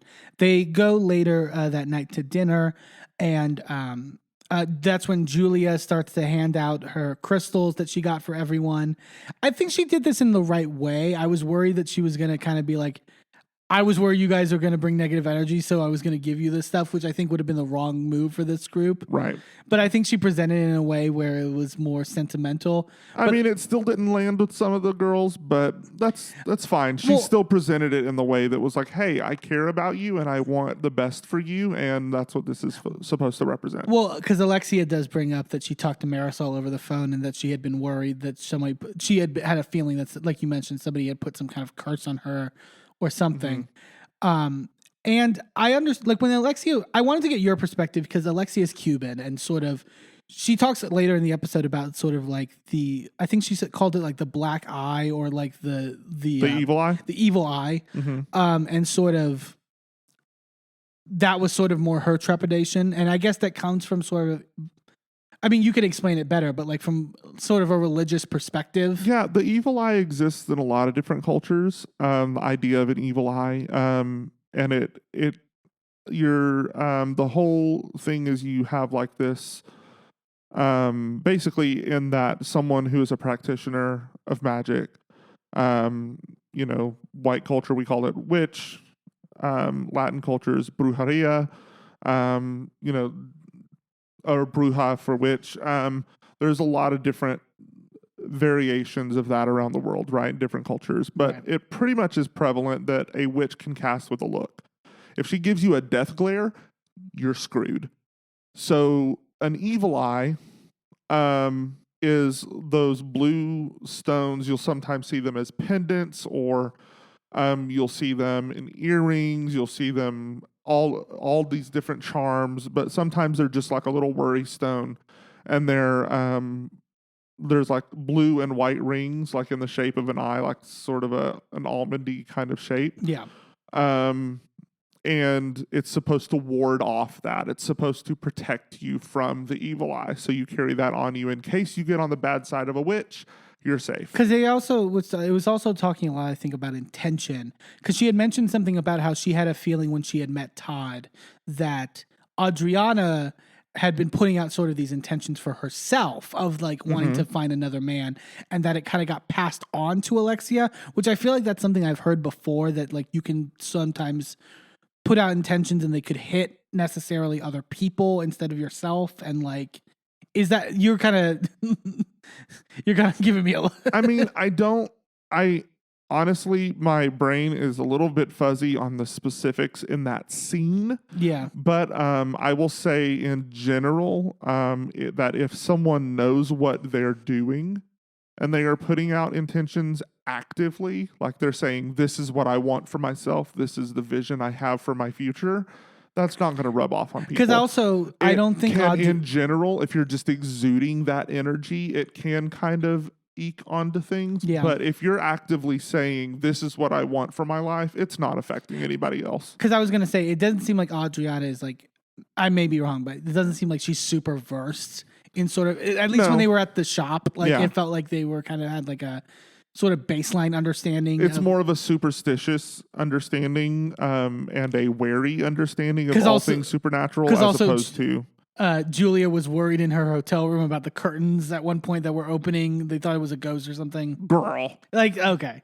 Like, that was a little, But I think, Alexia, at least at the table, presents as like, oh, thank you so much for this crystal and all that stuff. And then they get into a game where they're reading cards with like questions with each other. It's like, this is supposed to be a light and not shady at all game. Proceeds to read shady questions. But they kept it really fun, I thought. And I think we see with Housewives Vacations of them kind of trying to inserting these little things, like these little games and stuff like that to sort of like create moments. Just bring Cards Against Humanity like the rest of us do. It's fine. Sure. But I thought this actually was done pretty well. Adriana basically says that she watches boring porn, which I don't believe. Adriana does not seem like she the type. watches boring porn, but then she says, yeah, like mom and dad stuff. A little. What was the thing She that said DP. A little bit of DP. And the best part was just Julia the whole time next to her going, "What is DP? Someone tell me what is DP?" The third time this week that we are discussing something very, very well known in popular culture, and yet someone had no clue what it was. Yeah, it was just it was hilarious. And then Adriana's Julia impression that she had to do was really spot on. It really was. And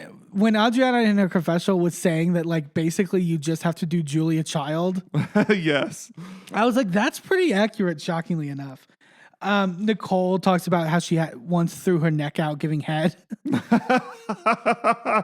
really fun, like, sort of lighthearted stuff and good sort of bonding moments with them. And I think, like, there's an expectation sometimes that every moment with the group together needs to have drama on these kind of shows. Yeah. And it really doesn't. Like, I think this was really fun. They have a good dinner. The next day they're doing flamingo yoga and they're kind of in their own groups kind of discussing, like, stuff that happened. Julia felt that, like, Alexia was kind of coming for her a little bit at the dinner because of what she brought up about Marisol feeling that she had a hex on her. And that she felt kind of off put by it. And then Adriana starts talking about how, like, she kind of feels really distant from Alexia, and that kind of goes into more depth of why the fact that, Alexia and Marisol were both in her wedding as bridesmaids. And then, like, after she got divorced, she kind of, like, didn't hear from them, she says. Larsa says she doesn't buy this, which I thought was interesting. Larsa was like, I know Alexia. I know the type of person she is, and Adriana can exaggerate things at times. Yeah, I'd say that's accurate. I would say, from what we know of Adriana. Yeah, she just likes to just garnish the truth a little. Yeah, and Lisa also talks about how because The lily. Her children are at camp or whatever while she's on vacation. That her son was really upset and didn't want to go to camp and was saying stuff about, like, I never want to be married. Which, like, was really heartbreaking because it was like he's feeding off of this negative energy with the divorce and all that. And that was really sad. They go down to have, like, sort of like a little breakfast. And Nicole is, like, very thankful that everything's going so well in this because Nicole's organized this whole trip. And then everything's calm. And she also makes a point throughout the episode that it's like, well, the fact that Marisol's not here, yeah, and the whole last year was her kind of stirring up all this drama on the vacation. Very nice to, sort of not have that. Good foreshadowing. And then they start talking about kids to where Julia pulls Gertie aside to tell her about her and Martina wanting to adopt. Right. And that this was sort of she really wanted to tell Gertie because of, the sort of stuff that they had last season where they were kind of crying over the fact that, like, Gertie had a miscarriage, thought that Julia had as well, but it was, for those that didn't watch last season, like, it's kind of a longer story to get into about how Julia had a baby who unfortunately died from shaken baby syndrome in this, like, tragic but, like, mysterious, like with a nanny that, like, disappeared. Yeah. It was very weird. And the baby's father is, like, this very notorious, like, there's a long story. It's hard to even get into in this podcast. I encourage you to watch last year's season because it's a very riveting story. But wanted to confide that to Gertie. And then Adriana and Alexia kind of talk a little bit to try to hash things out. And I feel like they're getting to a good place. Like they seem to be trying to meet each other in the middle more than Alexia is normally want to, as we saw last week. And she kind of felt like when Julia came along, Adriana was just focused on her and didn't want anything to do with them. And then literally as Adriana is saying, I feel like sometimes with you and Marisol can kind of, like, be a little headstrong and insert herself in things and, you know, kind of create issues. And literally as she's saying this, hi, I got cocky. Marisol coming in with a megaphone. Very, very Jill Zarin. Very Jill Zarin. And everyone is just looking at, like, just head swivels to her and being like, oh no. I mean, at least this cast. Are you talking about Scary Island when you talk Yes, about? yes, yes, yes. I thought you were talking about Ultimate Girls Trip when she walked in and no one knew who she was. Well, to reference right. Scary Island. That it was so funny. It was so like, oh my God, of fucking course. And of course, going forward, this trip is going to get really messy. I feel like all the niceties are going to go out the window. Yeah, but I really love that Miami is so much lighter than other seasons or other franchises because there's no real bad blood. Like, people have their fights, people have their tiffs, but at the end of the day, I believe that this group likes each other and likes spending time with each other.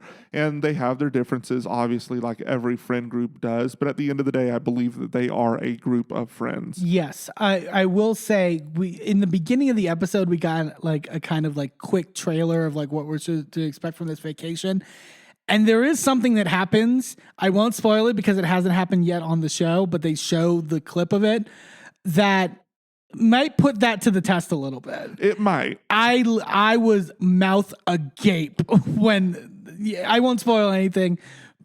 It's just stay tuned. Stay tuned because we will be talking about it when it happens. Yeah, but like you said, really great episode of Miami. I think is a great model of what a Housewives franchise should look like, and everyone should be taking notes. But we're going to take a quick commercial break, and when we come back, we are going to get to talk about the season 10 premiere of Vanderpump Rules. You're not going to want to miss it.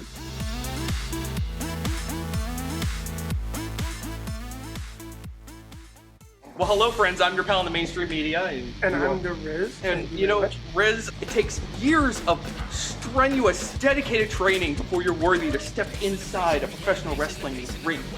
But it takes even more time to develop complex, highly astute opinions about professional wrestling. Am I right? That is correct. And you know where we can find that? Yes.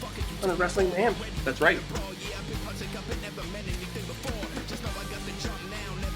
Sidekick Media Services. We are your sidekick in business for social media, video production, and more. Find out more at sidekickmediaservices.com.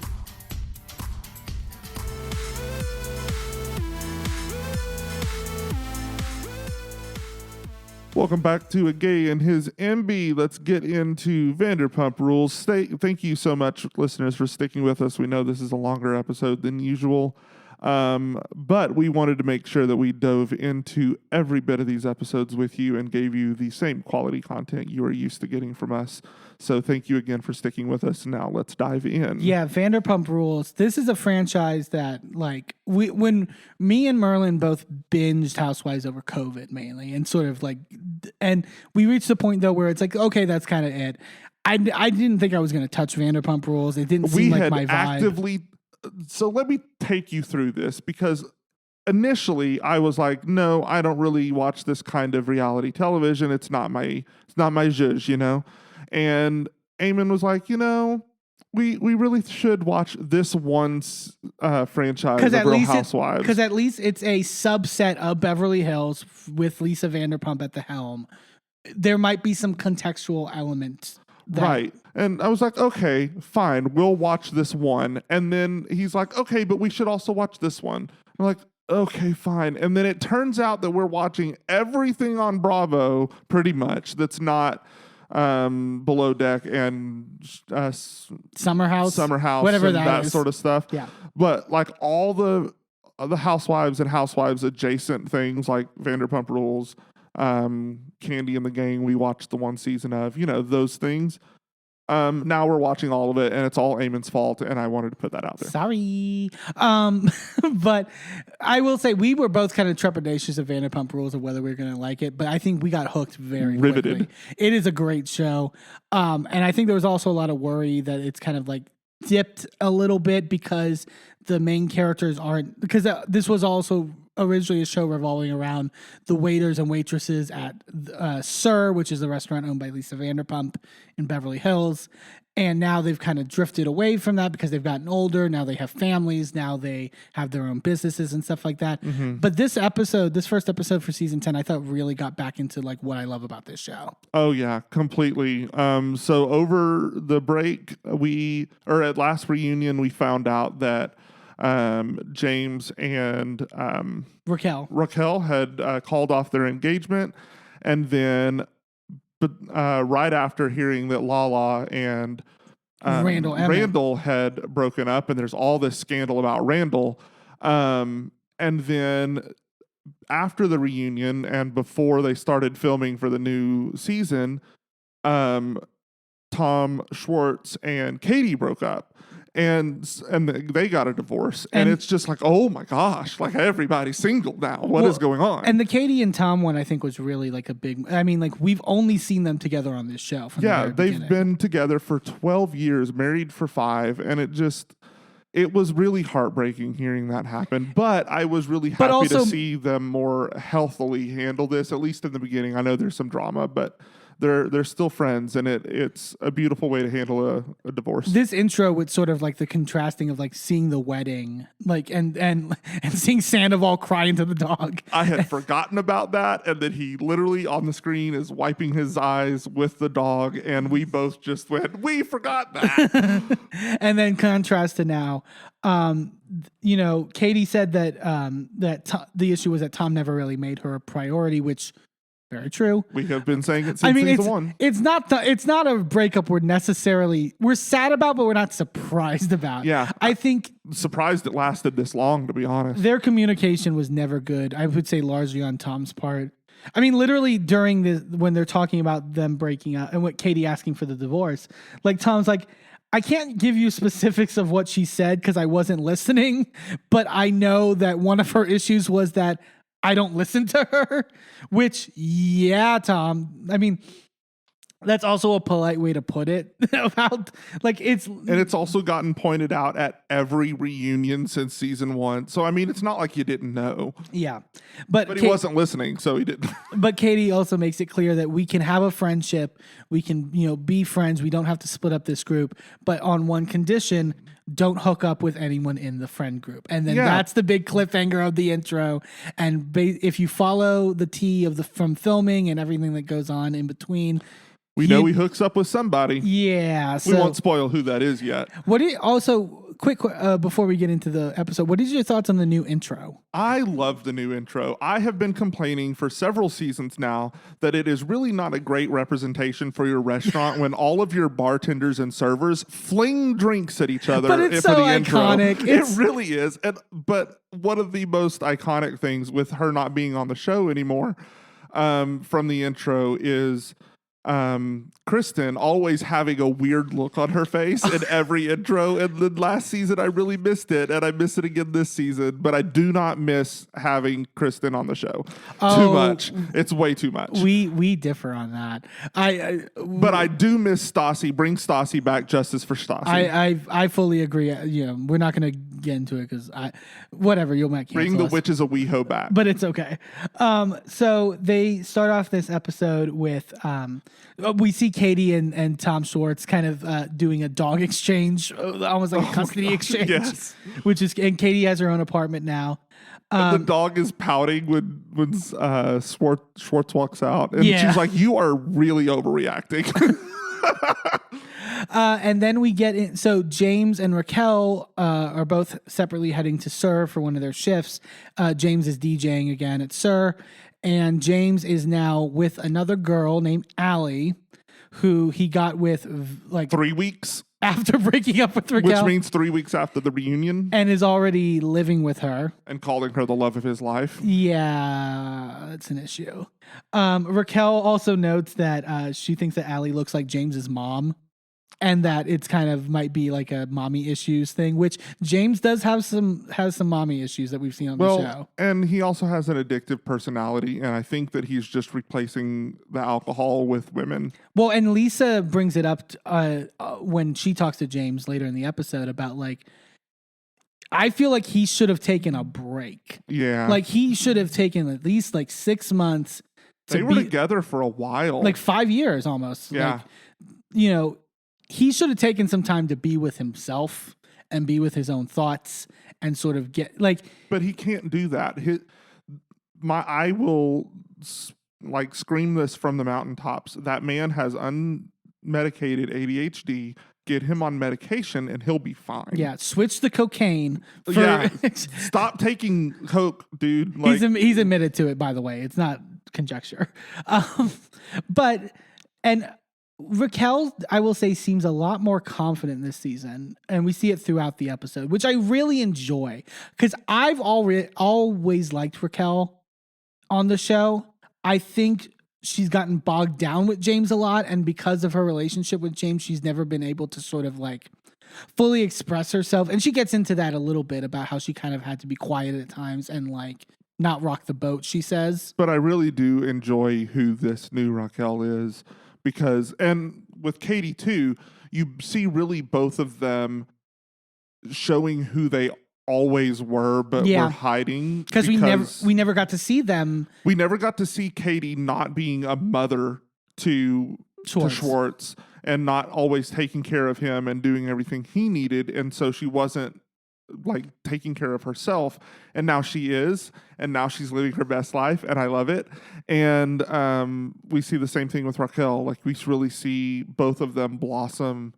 Even just in one episode, you really see a drastic change in their personalities, and it's beautiful to see. Yeah, and then we also head over to the still being renovated Schwartz and Sandy's. Why has this place not opened yet? Oh my God! Well, they're getting ready at this point in the show for the Daily Mail party that's going to happen within the week. Also, why is it always a Daily Mail party? Because isn't that the first thing that they had at Tom Tom too? And it was something you would think you would think allegedly with Lisa's connections, if you want to believe the women on Beverly Hills, you would think Page 6. Oh yeah, but we won't get into that. That's a long conversation. But so they're getting everything ready. They're finalizing the design elements, and they're like, we can't go back. We have to sort of just power through until this party. And Schwartz, I thought it was interesting.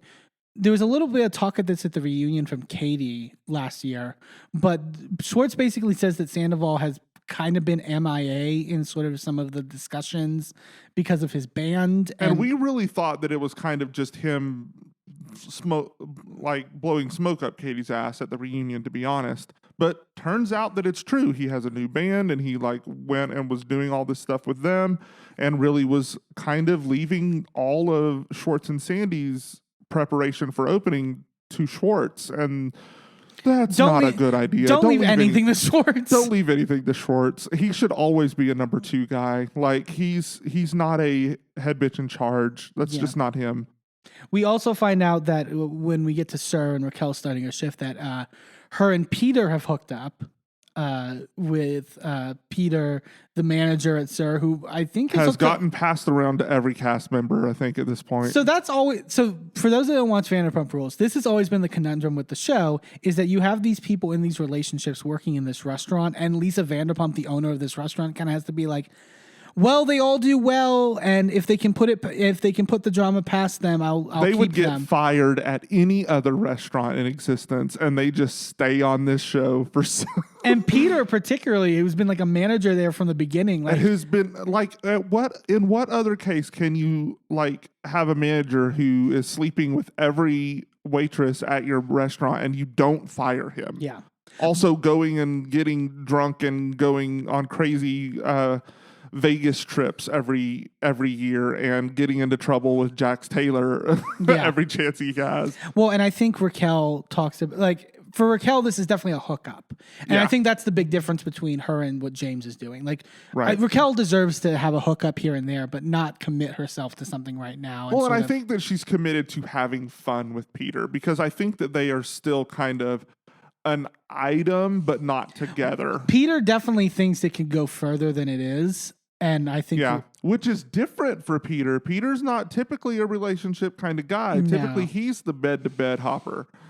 No. Yeah, he But I mean, who isn't on this show in a way? Yeah, you're right. But then we go over to Tom, where Katie and Ariana are getting together, and they're getting together with Lala to sort of just chat. And Lala and Ariana are apparently good now after their issues last season. And then Lala, well, first Ariana also makes it known in her confessional that she doesn't think this whole Katie and Tom thing of we're just going to be friends and we're going to keep things civil and stuff like that is going to work. Like it's inevitably going to, which she's right. Like it's inevitably going to blow up. But then Lala comes and they sort of get to chatting. She says she's not going to go to Sir that night to see James DJ because she doesn't want to run into Schwartz. And we find out that she's really upset with Schwartz because Schwartz went to do pickleball with Randall, her now ex.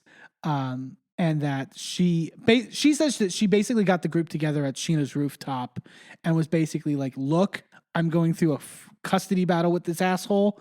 It's going to get really freaking messy going forward. Like, Well, and it's not even just that. It's also the fact that he like was running this casting couch sort of situation, right? A la Harvey Weinstein. And it's like, dude was disgusting. Lala shouldn't have to even say anything. This guy is reprehensible. We should not be spending time with him. But the fact that Lala has placed this boundary and Schwartz decided to ignore it and is now complaining about getting the just repercussions of his actions. Like, oh, geez, the aphasia is like getting me today. While, yes, Schwartz is definitely wrong, and I'm definitely anti-Schwartz in this regard. Like, Katie even is like, of course he did. Like, of course Schwartz did. She compares it to like a kid touching a hot stove. Like that's how Schwartz operates. And later Sheena, like, because Schwartz tries to make the excuse later of like, I just wanted to play pickleball. That's all it was. And Sheena being like, there are plenty of people who play pickleball. There are other pickleball courts. Randall does not own pickleball. And if he owned pickleball, they would probably be suing him by now. Yeah.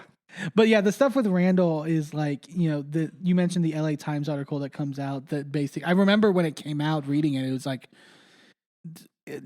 you mentioned the casting couch element of it, the fact that he was like getting assistance to like basically trade drugs and stuff like that. Oh, I forgot about the drug aspect of it. Yeah, it's a lot. And like, I think it's there's this discussion that Sandoval brings up later about whether or not Lala really knew. I mean, and Sheena made a good point at last year's reunion that, you know, like, or no, it wasn't Sheena. It was the other girl who's not there anymore. Dark hair. Oh, Charlie? Charlie's there, but she's... Oh, is she? No, anyway.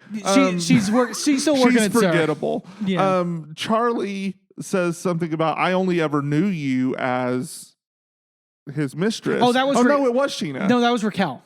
Oh, Raquel. Whatever.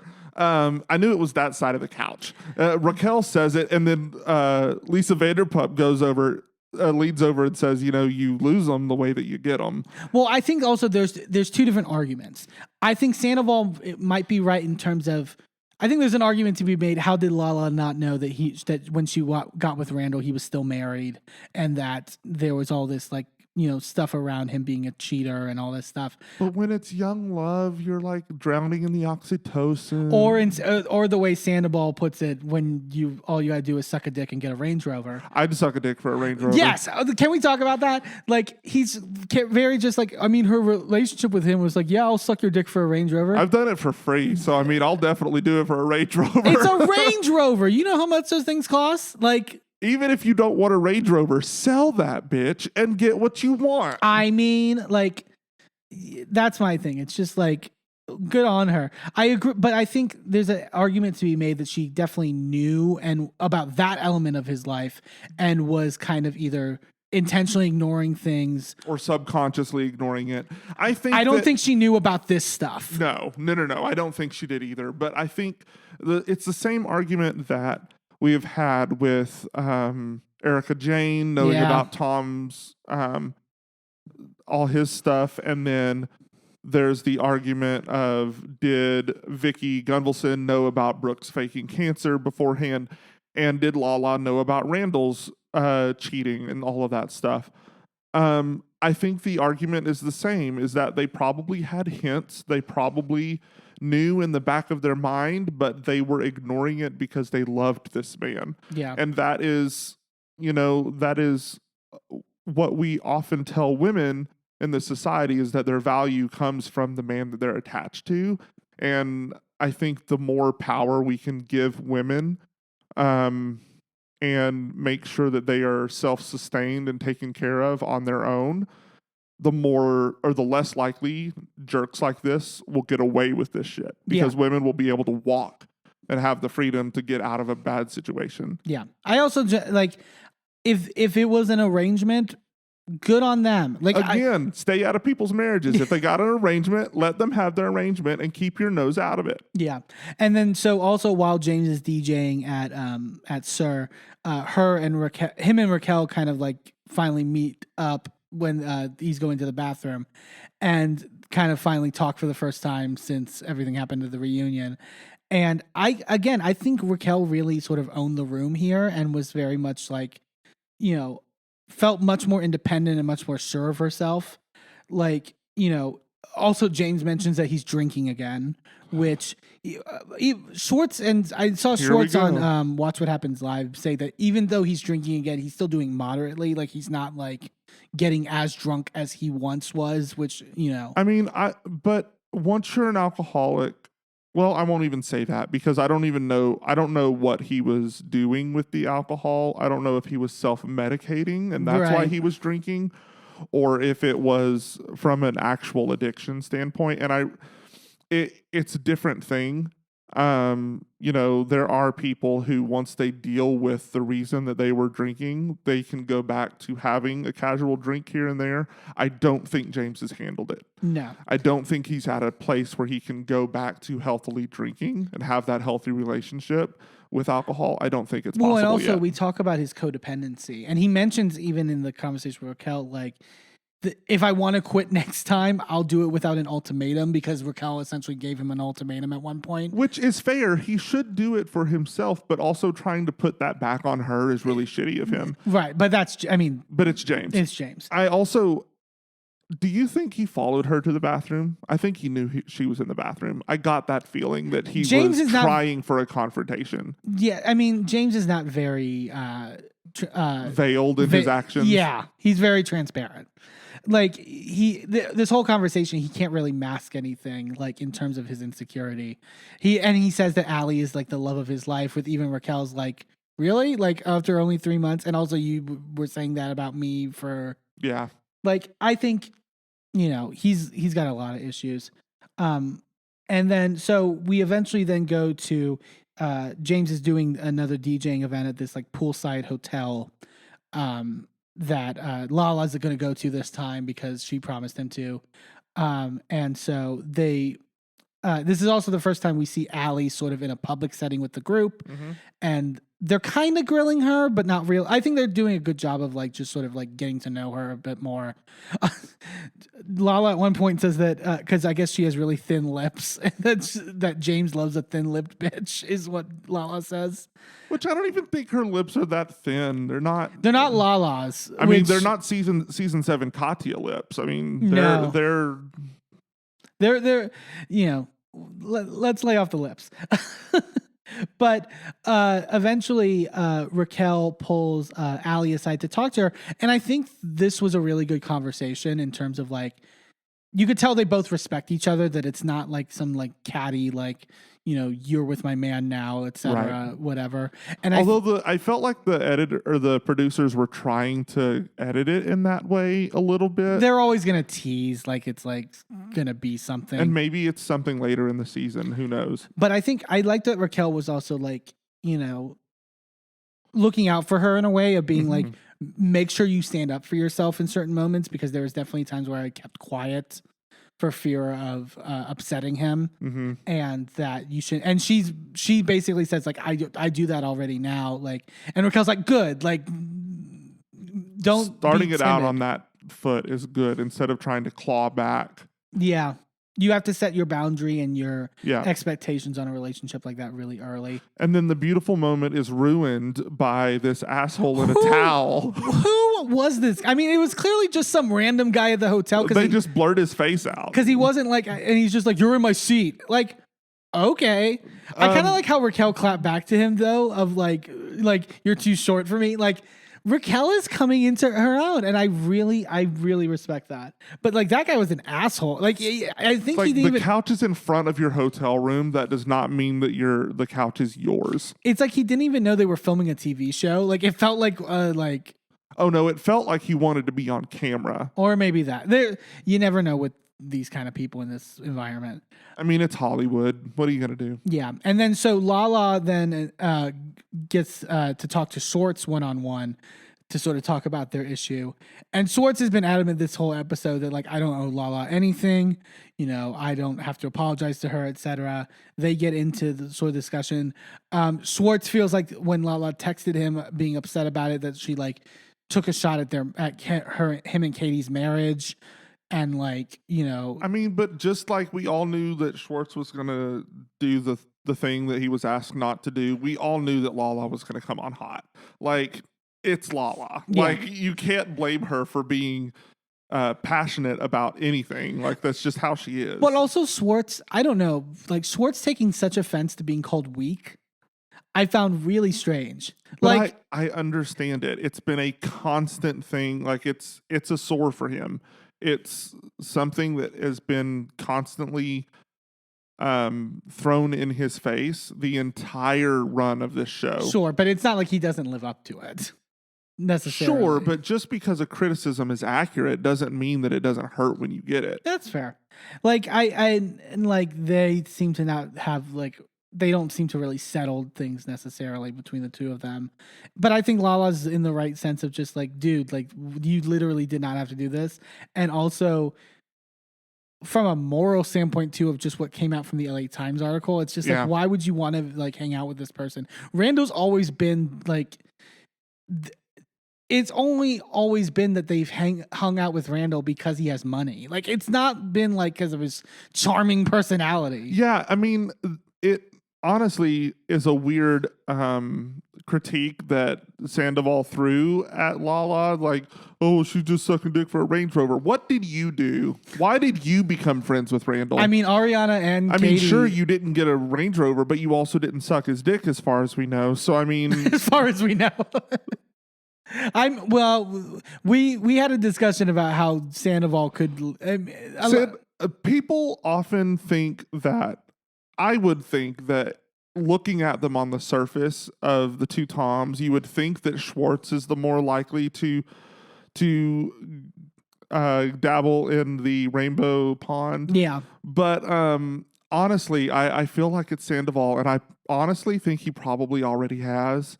Just because he's so free with himself and he doesn't really give a shit. And I think that him and Ariana really are both kind of... And Ariana's talked about how she's bisexual. So right. I mean, I think she doesn't like labels, but like she has had relationships with women and men. And so it wouldn't be strange to me for Sandoval to also be that way. And for them to end up together, I think it makes sense. Yeah. But there's also, I mean, we see from the trailer for what we're seeing in the rest of the season that there's also discussion of whether or not they sort of have an open relationship, which will be interesting to see. But this was a really good episode, good first episode of Vanderpump Rules. It did really well in the ratings I saw, which I'm really glad to see. They got I think 200,000 more viewers than last season's premiere. Right, so, for a total of 0.85 million. So which is how many Real Gays of WeHo? I think that's like 4.5 times the amount of people that Real Gays of WeHo got. Yeah.